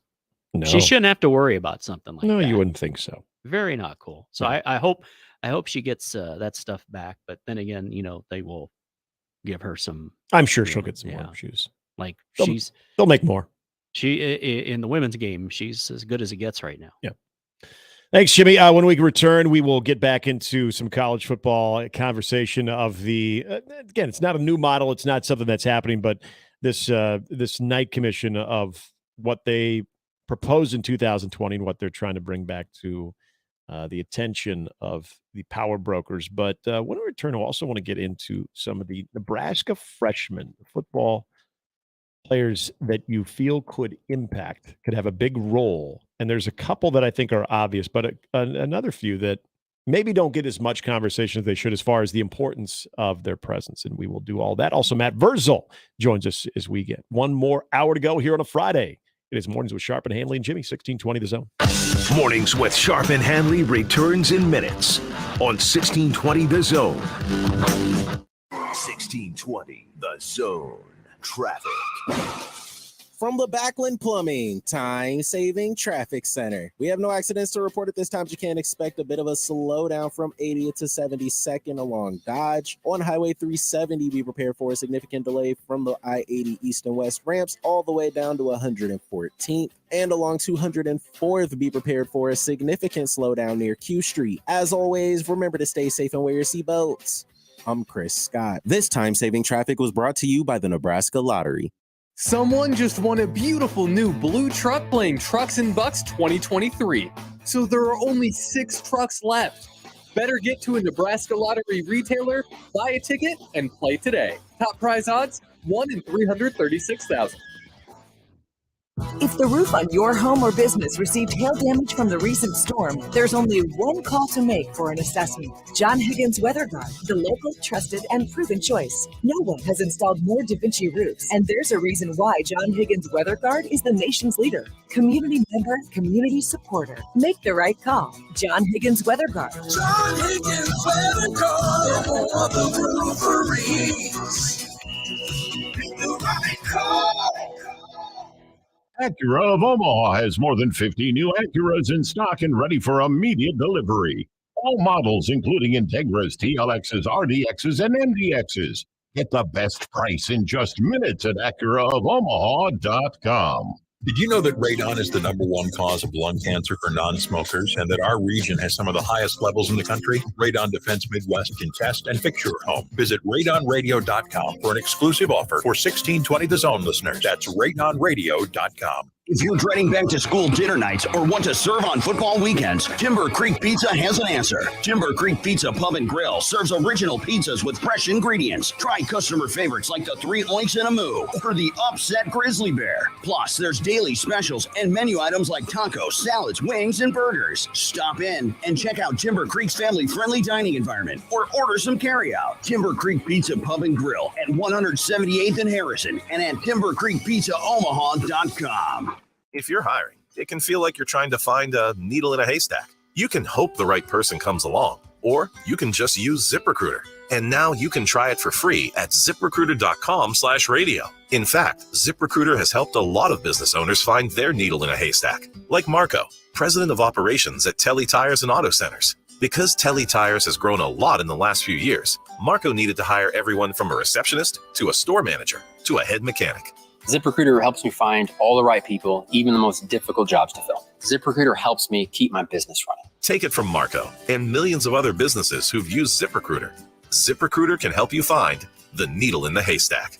See why 4 out of 5 employers who post a job on ZipRecruiter get a quality candidate within the first day. And right now, you can try ZipRecruiter for free. That's right, free at ZipRecruiter.com/radio. That's ZipRecruiter.com/RADIO. ZipRecruiter.com/radio. ZipRecruiter, the smartest way to hire.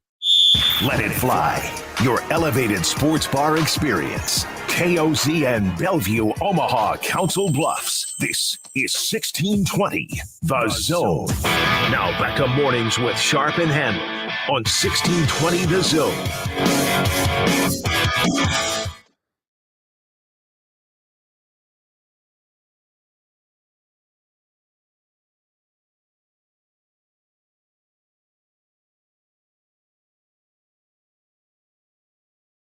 This was on the playlist in 2000. This was also on Any Given Sunday. Yes, I first heard it. Yep. Great video, by the way, to this song, filmed at the OB.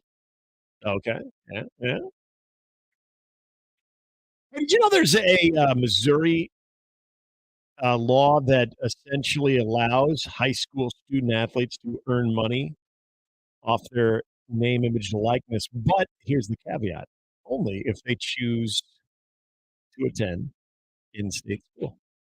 Remember we were talking about Missouri getting a 5-star dude? Yeah, well, if old Eli, who's afraid to play Kansas in a bowl game, doesn't win with some of these 5-star dudes, they'll get somebody else in there because Gary said something the other day. Now, I wouldn't call them a sleeping giant, but that's a good place if you can get the right guy in there. And Gary Pinkel did it right in that he kind of sealed off the borders. They got a lot of great talent from St. Louis. They were getting great guys from the Kansas City area. Remember they had Tony Temple, that was a great running back there. They had a bunch of several other dudes. They had dudes from there. And that, like Nebraska, it is the only D1 school in the state. So you have a chance to really clean up on talent, regardless of what league that the Missouri Tigers are playing in. But yes, that's I get it why they're able to land a 5-star, and then you have this to add. But that's why Eli's going to have some pressure because Barry Odom had about the same record, and Barry Odom very much is a Tiger. Played there, coached there. Gary had some really good teams, and I honestly believe they took him for granted down the stretch and towards the end. I mean, they were so hard on him early in his career. Then he had the unprecedented success with Chase Daniel when he wasn't picking his nose on the sideline in Lincoln. They had some great offensive and defensive dudes. I mean, just like dudes. And I'll never forget that. Yeah. There's a really good, if you go to YouTube, I don't know if it still exists. It was a long time Chase ago. Daniel picks his nose. Yeah, It's there. picks his It's nose, there. and they have the sound effect that goes in. It goes, November 4th, 2006. where he goes, It's an ABC game. and then he like goes, like the sound effects are amazing. Booger Daniel. Yeah. Yeah, he's I Booger. remember. Yeah. But the point to this is that it is a really good job. And they have invested a lot in the program over the past 20 years. Faroe Field, they've changed it and really done some nice work to it. So it's a good place that if Eli doesn't capitalize and wins with some of those guys, and look, they're not asking to go 12-0, but they just want to get back to the level of success they had under Gary, then somebody else will be asked to do that job. And it's a great job. So they would have their list of suitors for it. Just think of the model it was a big that victory exists for them the other day. They beat Oklahoma for a dude. I mean, that's Well, yeah, but I mean, think about that. When you have the ability where high school players in the state of Missouri that allow high school seniors to make money off their name, image, likeness if they pick an in-state school, like that's something, because if it comes down to you're choosing between a couple of schools and you have the ability to, while making that decision, to factor in, well, as soon as I say I'm going to Missouri, I can go ahead and start making money now. Like that's not nothing. That's a big deal. Talk about recruiting. And what other states are going to start coming up Right. with these? I mean, people are thinking about it. Heck yeah. You have to. As we see the talent throughout the state of Nebraska, people coming in, There's some a lot great of dudes offers in the state. Yes, there are. Great dudes. And when you can say, hey, you know what? There is an incentive where as a high school senior, you can start earning money off your name, image, likeness if you are committed to Nebraska. Now, does that include, like, you could start making money, maybe not on the same scale, but if you're committed to UNK, if you're shout out Coach Held for basketball, if you're committed to Creighton, and you can start earning money. Like and I don't think that a lot of the in-state guys, when it comes to basketball, I don't think like, well, you really need to do a hard sell on Creighton. Again, Creighton's program and MAC and everything about their basketball brand, I think, holds a lot of weight when it comes to the local standouts here in the state of Nebraska. But stuff like that, it doesn't hurt. Doesn't hurt. It's just very interesting that as you look at the recent addition to that recruiting class in a 5-star, that, you do have a NIL law, which I don't know how many people, I sure as heck didn't know about this. Unless you're someone that is able to recite state by state all the NIL laws, there's a good chance you're like me and didn't realize that Missouri now allows high school seniors to make money if they pick an in-state school. Something to keep your eye on when it comes to the Missouri recruits, because as you pointed out, Jimmy, there's not a talent drought in the state of Missouri when it comes to college football players. And that's why for a long time they would talk about how Missouri underachieved because they have a lot of talent. I mean, you don't tell people here that. I mean, there's a lot of great guys from that state that went to Nebraska back in the day. Yeah. And that was part of the issue. Like, why are these guys not choosing the in-state school? And for the longest time, they couldn't figure that out. And they started getting that with Gary Pinkel in the 2000s and obviously into the 2010s. And they're still getting some guys, but they're very much underachieving with them. So that'll be one to watch. But it was a big victory for Eli and those people. And I real quickly want to touch back on something. We're going to talk to Vers here in just a moment, and also a little bit more on some Husker freshmen to keep your eye on it. Not necessarily keep your eye on because you know about them, but the ones that maybe have a chance to have the biggest impact in the 2023 season. This was something that if you caught us earlier, we were talking about the Knight Commission, which is always kind of seeking ways to, basically their mission statement, as it says on their Twitter profile, is we work to ensure that intercollegiate athletics operate within their educational mission. Yeah. But they proposed something in 2020. And again, propose maybe isn't even like the right word. They suggested something that in the chaos that was the 2020 season, it probably fell a little bit on deaf ears and was probably not considered to be a high priority. But now, with the realignment taking place, with the demolition of the Pac-12, which, by the way, the Oregon State athletic director is actually very optimistic or hopeful. Maybe, hopeful is a better way of putting it. Is hopeful that the Pac-12 not only will survive, but thrive and find more teams and expansion. Picture Leslie Nielsen's nose growing. Nothing to see here. Well, I was thinking of Naked Gun, but you're referring to Airplane. Yes. Either way, it works. Just hang loose, blood. But their proposal was having what would be called the NCFA, the National College Football Association. And essentially, it's exactly what you think it would be. It would generate revenue from the college football playoff media contract. It would have its own governing body. So you would able to oversee everything from distribution of revenue to these NCFA schools, overseeing regulatory functions, including enforcement, eligibility, athlete safety, responsibility for liability of rules.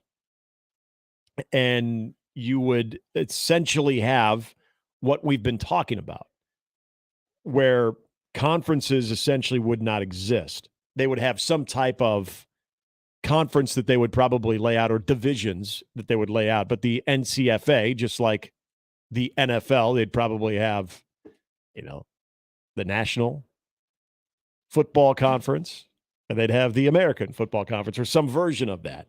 And it would probably be regional. You would have divisions that I would think would be regional.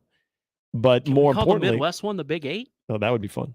Well, see, no, we can't, because in this also suggestion, the NCAA would still oversee FCS, Division I football, men's and women's basketball, and all other sports, which I would assume would also mean to have the conferences intact as we know them. The Big Eight, or Big 12, sorry, Big 10, Pac-12, SEC, ACC. And the governing body of this NCFA, which I think would be very interesting, because when we talked about some of the power brokers, athletic directors, you've got Gene Smith, who is leaving the post of athletic director at Ohio State, people that could make sense, that are very familiar with big-time athletic departments, but also the football part of it, people that have maybe spent some time on the college football playoff committee, being able to organize some type of think tank and group that can really start diving in, if they haven't already, diving into the feasibility of something like this, where it's not something you do next year or the year after, but it's something that in, say, 5 to 10 years from now, you're heading towards that direction of an NCFA, where you have this committee, you're able to look at the pros and cons of NIL, the pros and cons of the transfer portal, how things are working right now, and essentially how you can oversee and regulate all of those functions of college football. Now, would it also lead to a pay-for-play model? Again, these are all things that a couple of years ago we would have thought, no, that's unthinkable. But now I think the possibilities are endless with this. I think this was kind of laughed at in 2020. It's like, okay, now we're getting a little out of control here on what we think is going to happen. Even with super conferences being talked about as far back as 2010, there was never really this strong belief, at least from what I was gauging, there was never this strong belief that college football is just going to break off into its own thing. We're just going to have these super conferences, and that's going to be whatever it is. But college football will still have at least some type of connection or some type of oversight from the NCAA. Now, when we've seen in the last 5 years of conference realignment, where you do have a very plausible momentum pushing something of this nature, exactly how will it look? I don't know. But the there's just too much money of it, and too many things that don't sort of align with what the NCAA is probably capable of enforcing and overseeing. That in their actions alone, I feel like have pretty much spelled out exactly that of, we don't really have the manpower anymore to oversee this, nor do we really want to. Well, I think once the NCAA was very ill prepared for NIL and kind of started to address it at the 11th hour, I think that was kind of the beginning of the end of what they could really control when it came to the football part of it and how big things were getting. Now, there were examples previous to that, but I think that was the big one where you could kind of see them sort of holding their hands out of the side of like, what do you want us to do anymore? I mean, they essentially kind of have given up on that. So it allows the NCAA to maintain some control and still make a lot of money, especially off of March Madness. And it's something that the NCAA does extremely well when it comes to March Madness. But they can completely remove themselves from the power football structure.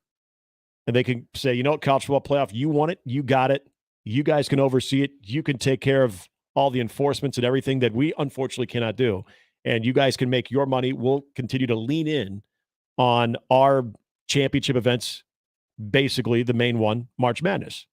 And we'll make a little bit of money. You guys can make all the money you want to, and we will try to keep some type of college football or college athletic model somewhat familiar as we know it, while college football continues to grow, evolve, and goes and does its own thing.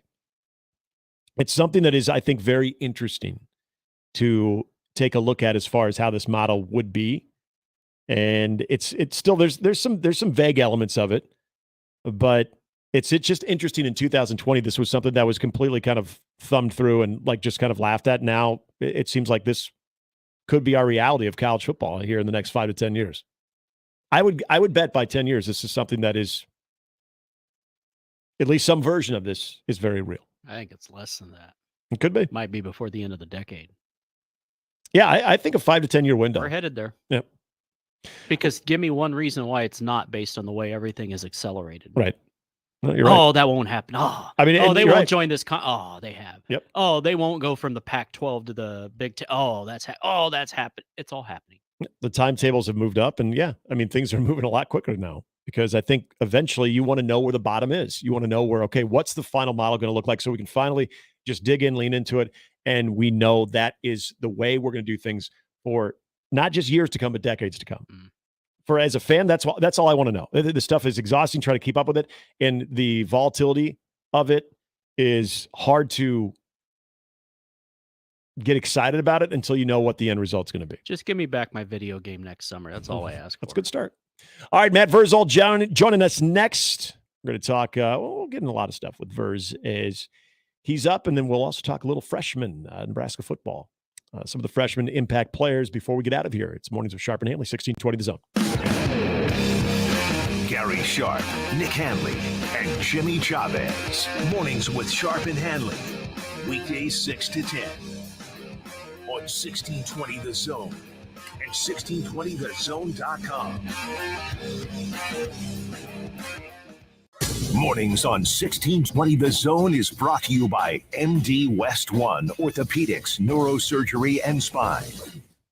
The Connor Happer Show. The Netflix television show Quarterback is looking for quarterbacks. Sounds like Burrow's signed up for season 2. How about Russell Wilson? Hey, thanks for holding the door open for me at the facility every morning. Have you ever thought about changing everything about this door, man? You just got to wake up, get your boots on the ground, stay positive, and you will open a new door to life. Be a horrible watch. I would hate watch that. The Connor Happer Show. Weekdays from 10 to 2 on 1620 The Zone. Your Omaha area forecast from the Godfather's Pizza Weather Center and KETV News Watch 7 on 1620 The Zone. A cool start to Friday with temperatures in the 50s, but turning breezy and warmer as we head throughout the day. South wind picks up, gusting 20 to 25 miles per hour with mostly sunny skies, highs in the mid-80s. I'm meteorologist Sean Everson from KETV News Watch 7.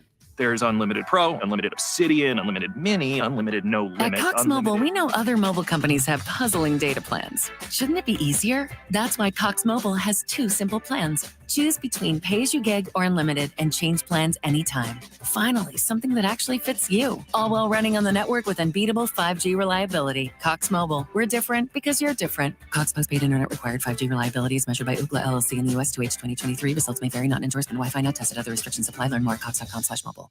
Duck Defense Midwest makes your home healthier and improves the life of your HVAC system. So improve the health of your home and everyone in it. Go to cleanairradio.com for a special duct cleaning offer for Zone listeners. That's cleanairradio.com. Hey everybody, it's Michael Savit for Rotella's Italian Bakery. Their bread is the best bread out there. I always talk about making a great sandwich.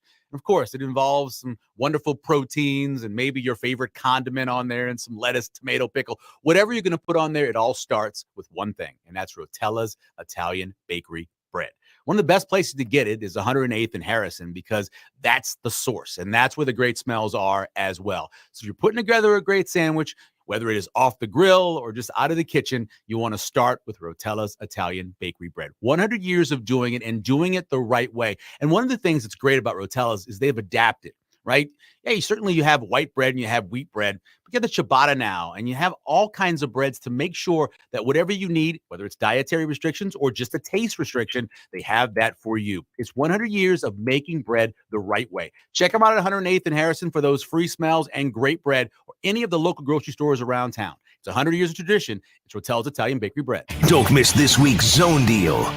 This week's half-off deal is Kops. Receive two $25 gift vouchers for just $25. Kops makes delicious pizza, fresh salads, and tasty charred wings. For the basic menu, click copspizza.com. And for the extended menu, visit them at Shadow Lake Town Center, 180th and Center, and the newly reopened 72nd and Jones locations. Zone deals go fast. 9 a.m. Friday, 1620thezone.com.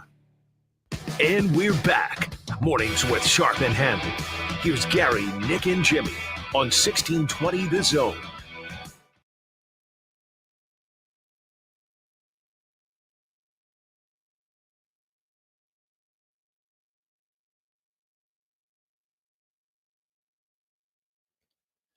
Matt Verzel joining the show here as we are in the first week of high school football, week 0, week 1, and including the Scott Skyhawks get underway next week. Lots happening in the world of football, preseason, college football will be here week 0 next week. And the question that I have, Verz, because we got into this earlier in the show, if you are one of those kids that was driving to school this morning, and then when you get to maybe that last block off and you're going to getting a little amped up for tonight's game. What was a young Matt Verzel listening to? What was the playlist that Matt Verzel was listening to when he was getting amped up for a high school football game? Oh man, I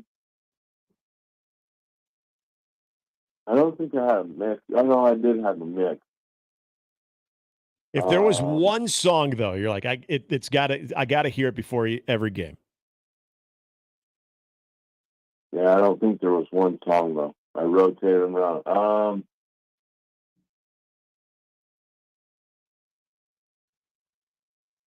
Yeah, I can't even remember. It might have been Metallica. Yeah. Like Landmine. Okay. All right. We were talking a little Rage, a little so I graduated high school in 97, so Beautiful People, Marilyn Manson was big at the time. The entire And Justice for All was our line. Yeah, well, Metallica there. We even had a little Megadeth, a little Alice in Chains in there too. So I don't know if you get a true feel of what your guys listen to now, because that was kind of where this whole thing started. Is I was very curious to what the kids now would be listening to compared to some of us in our 40s or even 50s, what we were listening to before high school events to get us hyped up. So I don't even know. Do you recognize any of the music that is played before games?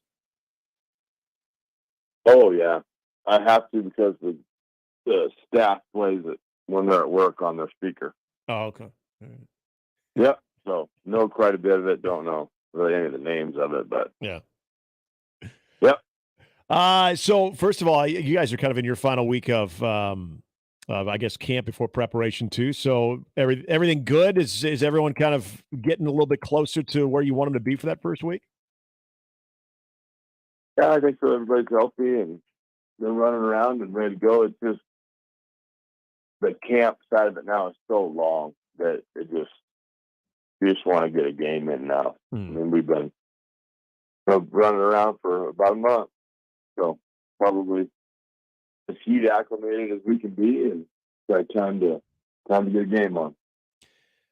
We were talking a little bit about the most recent developments here with Nebraska football, and not much the last couple of days, just because no media availability and whatnot. But as far as what we've learned, and is the single digit tradition that Matt Rule is putting out there, and maybe its significance in building a culture. Because we've talked to you about this. We've talked about this a lot just since Matt Rule has been hired, and what Nebraska could really use is that accountability. When you think of, I guess, traditions, whether it's voting for captains, but anything that is just peers and not coaches' involvement when it comes to rewarding somebody for something, how important is that in a locker room and if you're someone who is on the receiving end of some type of an award that is strictly voted on by players, when it comes to accountability and setting a culture, in your opinion, how important is that? I mean, you kind of know what you have. You know that you have something going. If it all is how things are absorbed. It's all, do I believe what this coach is doing? Do I believe in this thing? But when you're voted on by your peers, it always means more. They get acknowledgement that they've seen you working and they've seen you, putting in effort and doing things that you have to do to be successful. And is this tradition, in your opinion, is this a good way to sort of gauge that a little bit, as far as from if you're the coaching staff and trying to figure out what you have in this first year with this locker room? Is this a tool to sort of gauge that? It's a good way to see if your team sees things the way you see it. Because coaches probably have a set of people that they think deserve them. And now you can gauge, okay, does my team understand hard work? Mm-hmm. You can go through the single digit thing, and you can have, if it's a team vote, I don't know much about it, but if it's a team vote, then if they vote for somebody, then you're just like, no, that guy is not the guy we want. You guys don't get it yet. Yeah. But it seems that they're in lockstep, which means you know what you're doing, and everybody's on the same page. The other part about it, kind of where I'm curious as far as Nebraska now, basically you can kind of now see the light at the end of the tunnel. You can see the 31st getting here closer and closer. And what it is probably still needing to happen. When you get to this point of camp where you still have, whether we want to call it camp or game prep, how much between now and the 31st do you think Nebraska and these players can actually, kind of really hone in on and kind of improve what they're doing between the work that they've already put into what they have left before they get to that first game on the 31st? They have, infinity. Every day is an opportunity for advancement. Credit Nick Dancy. If you don't go out every day and take practice as a chance to be infinitely better than you were yesterday, then you're doing everything wrong. Like, I don't. People don't. Yeah. People just don't understand. I mean, if you can go out every day and you're trying to become better every day, okay, you then are in, like, you are in control of your own destiny. It's every day, everything has to get better. It isn't just because there's a game coming up. It isn't, I'm going to go hard on Tuesday. Every day. That's got to be your mindset, your mentality. Every day you got to get better. So. Well, and Verge, do you feel like that's between what we've heard from the coaches and the players, that's been a pretty consistent message that, they don't even really talk about the game itself and, oh yeah, it's only a couple weeks away, that they kind of talk about that 1% better. And at first we kind of hear it and okay, it's catchy, but when you hear it from every player, and I was talking about this before, it seems like the players, from what I gather, maybe I'm way off on this, that they kind of buy into that they always talk about 1% better, 1% better, 1% better. And with the days that they have remaining before that first game, if they're continuing down that path, that is going to be a big difference from what maybe we saw a year ago. To me, that says buy-in. Are you there too? Do you feel like with the consistency that we hear these players, I think every player that has probably spoken publicly has made reference to the 1% better, 1% better. If you're hearing that from the top to the bottom, does that sort of signal total buy-in there? It's good. I mean, I don't, regardless of era or time, I don't know if you can get every single one to fully buy in. Mm-hmm.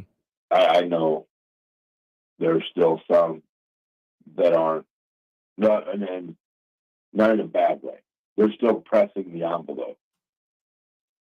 So what you need is your best players in the majority to be the ones that do it. Then you can remove the ones that are still acting crazy. But on a whole, yeah, they've got the majority of their guys are in. Lastly, and if you kind of look at the way that maybe the most important thing to be established for this first part of the season, and just because I know the goal is to see improvement, your best football being played at the end of the year, getting out in front of actual competition with a staff that you're probably unfamiliar with on how they handle game day and just the overall, the high stakes during a Saturday, or in this case, a Thursday. What, to you, having played it, what's the most important thing for Matt Rule and this coaching staff to establish in that first part of the season, in that first month of the season? To just have one singular mission. And they'll go through and they'll rehearse their game day and their walkouts and all that stuff. Right. But if your goal there is to go out and be the most physical team on the football field, all you have to have is confidence. Right? So if you go out there and you're the most physically dominant team on the field, then all the rest will take care of itself. So you don't need to. It ain't rocket science. Yeah. If we're going to go out and you're going to know, we may not win. You're going to know you played us. Yeah. And then as you go through and you acquire talent, and that talent still plays that way, that's okay. Not only now are they going to try to beat us to death, they're talented now. Yeah. So, and we haven't tested people's will in a while. Right. We've had our will tested and we are folded. But we haven't gone out and tested anybody else's will lately. So we may go out there and test somebody's will and they might fold. So that's the only goal I would have. What's your goal this game? You want to have 200 yards rushing? Nope. I want to be the most physical team on the field. Yep. That's it. Gonna feel us. Matt Verz will join us. Verz, appreciate it. Have a great rest of the day. Great weekend. We'll talk to you soon, man. All right, boys. Have a good one. So that was a good place to go there with Verz, because you brought up something yesterday, Jimmy, and it was about, we were getting into the reputation that Nebraska once had and the reputation that you would hope maybe they could have. And we talked about, just the ass kickers or the. And that's more something Verza said in the past. Yeah, he has. Getting a bunch of guys that just get me 11 ass kickers on the field and let's go. But I love what he said there about testing someone's will and making reference to Nebraska having had their will tested and they've kind of folded. So this goes back to when I was watching Last Chance U, and it was a game that involved Independence and Iowa Western. And there's a moment in the game where you're watching the contrast between the two programs. You're watching a very even-keeled head coach that has a very well-established football program, Scott Strohmeyer in Iowa Western. Then you have like this uber-talented yet just kind of undisciplined, erratic team on the other end with Independence and a coach who, I mean, the team sort of takes after the coach. I mean, he's always running hot. He's always up and down. You never know what you're going to get. And there's a moment where the head coach for Independence, Jason Brown, is just having all kinds of dogfights with the officials. And Scott Strohmeyer notices how they're just kind of coming unglued, how the head coach is kind of coming unglued on the team. And at one point he says, they're going to self-destruct. They're going to self-destruct. He says that to his own teammates, or his own team. And lo and behold, they do. Head coach ends up getting kicked out a little bit later in the game, and Iowa Western wins comfortably. That wasn't just Scott Strohmeyer reading the situation as it was right then and there. That was Scott Strohmeyer also knowing there was a reputation. That team, I think in that game particularly, they came in at like 1-5 or 1-6, and they were far more talented than what their record would indicate. So why aren't you winning those games? Well, there's probably a lot of reasons, but it probably starts with taking the cues from your head coach. If you see his behavior and the way that he handles the game day part of it and how he gets you prepared for games itself, and it's all over the board. It's, he's hot, he's cold, he's always running, the motor's always running hot. You're going to get that type of response. And when things start to get kind of tough, especially against good teams that are disciplined, teams that are already have a strong identity and reputation, it's really going to show against teams like that because they're not going to budge.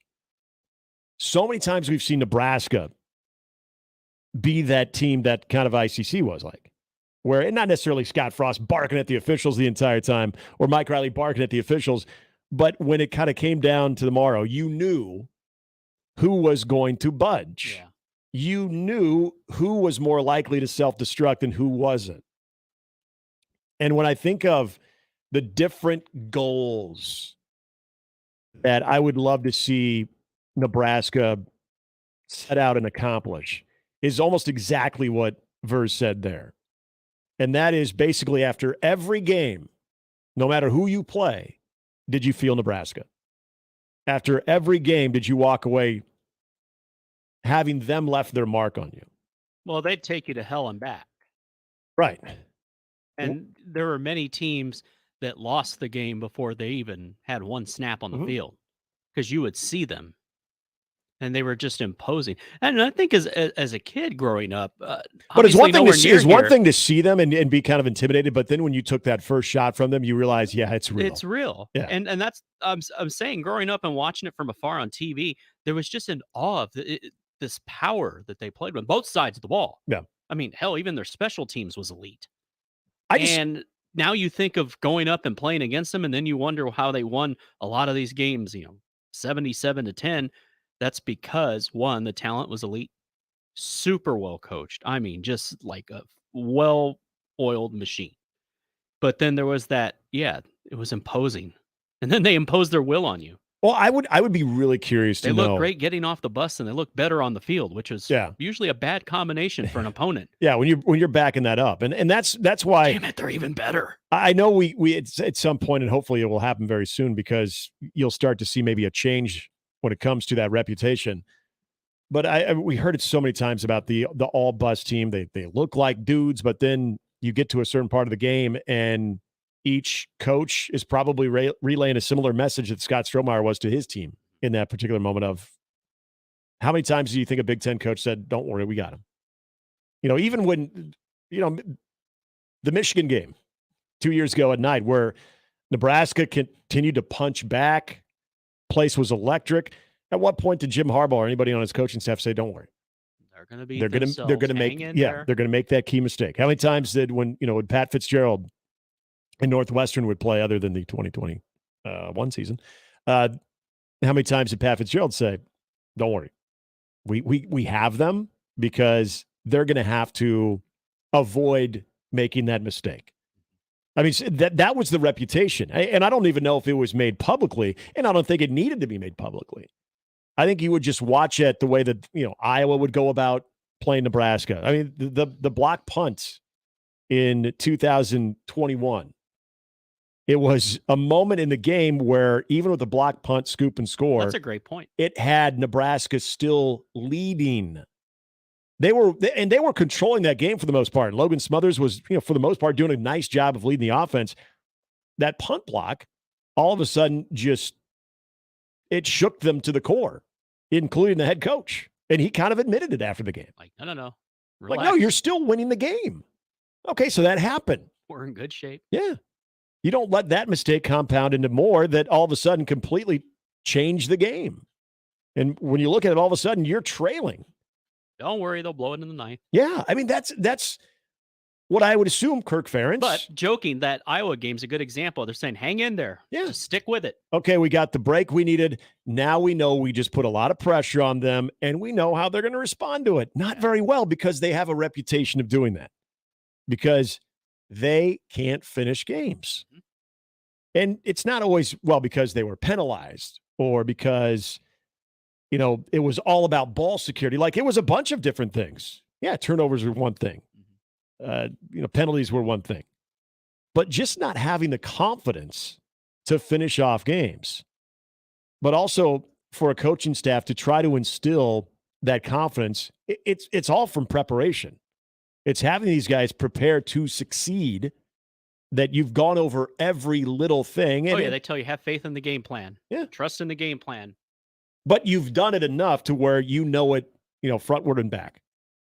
That if there's one thing that I hope more than anything for this first season under Matt Rule, is that reputation changes. When we have in 2024, in the winter going into spring, when we have the anonymous Big Ten coaches scattering reports on each team, that it's clear that there's a little bit more to Nebraska than just the all-bus team. Because there's guys that they already do look like dudes. Yeah. But it's like, damn. Like I said yesterday, That team, you are going to be in for a physical our dudes dogfight. are hurting afterwards. Yes. We feel Nebraska. In fact, whether we beat them or get beat by them, we're feeling them the day after. We beat them, but then we turn around and lose the next week because, honestly, our guys were worn out after playing Nebraska. They were hurting. And you know what? You now have to take games away from them. They don't give them to you.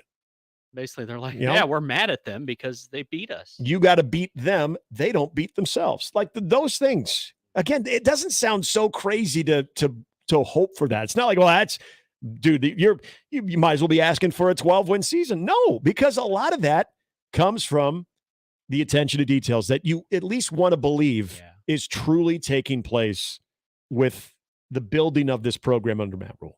That's the one thing that I hope for more than anything. All right, we're going to come back, wrap things up. We'll get you close to the crossover with Connor as we have one more segment to go here on a Friday. It's Mornings with Sharp and Handley, 1620 The Zone. Mornings with Sharp and Handley on 1620 The Zone and 1620thezone.com with Gary Sharp and Nick Handley.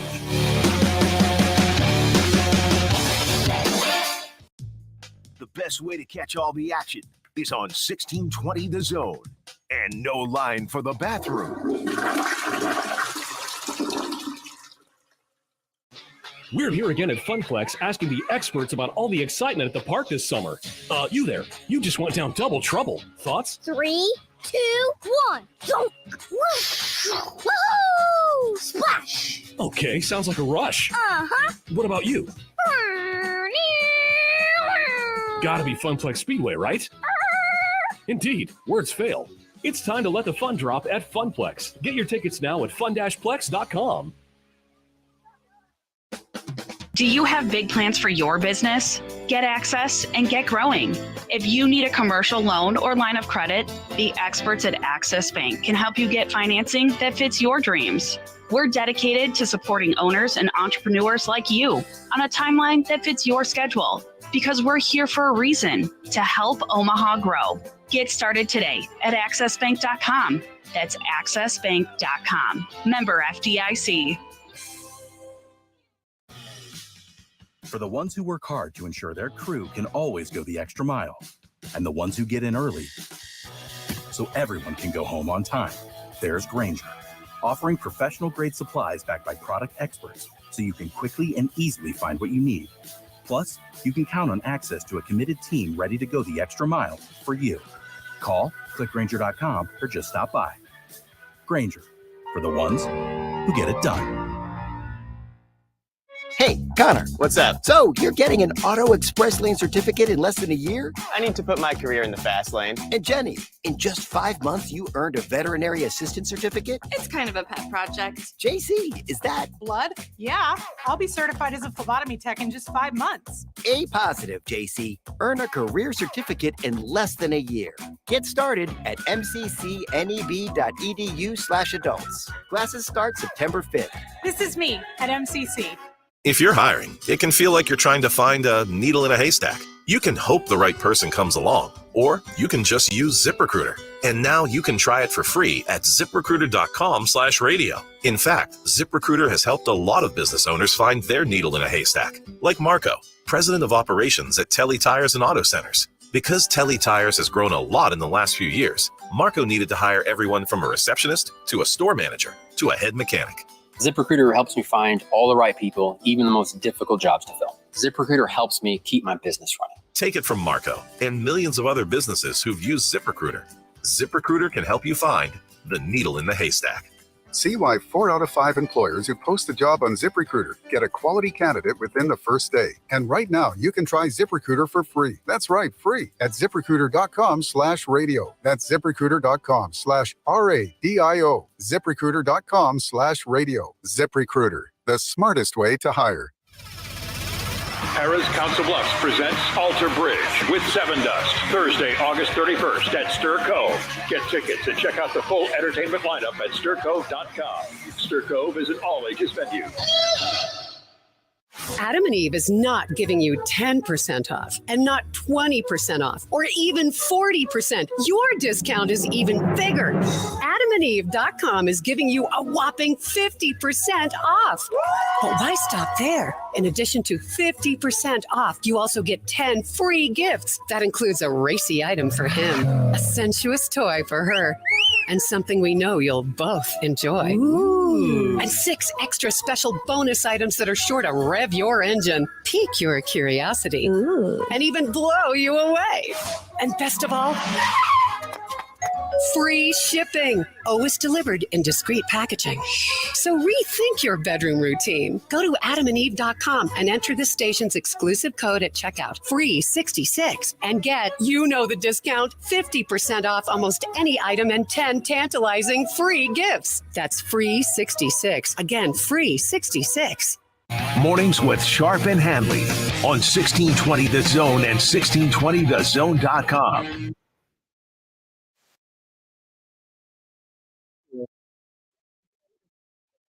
Historic Dundee for a day filled with music, activities, and more from local Dundee and Omaha businesses. Find all the details now at 1620thezone.com. But that's not all. 1620 The Zone is proud to support this year's Big Red Friday on Friday, August 25th, almost in October. That's next Friday. Stop by any participating McDonald's to purchase the limited edition 2023 Big Red Friday flag for just $5. All proceeds benefit the family staying at Ronald McDonald House Charities in Omaha, all of them. Get all the details now at 1620thezone.com. It's always a good day for a 20-piece. Damn straight it is. All right, coming up, we got the crossover. Big thanks to our guests today, including Mike Huffman, Bellevue West head football coach Mike Schaefer of Husker 24/7 Sports, former Husker Matt Verzel for joining the show. We've got high school football going on tonight. You got Nebraska media availability will be coming your way about 10:15 is when Tony White will be speaking, and a handful of defensive players as well.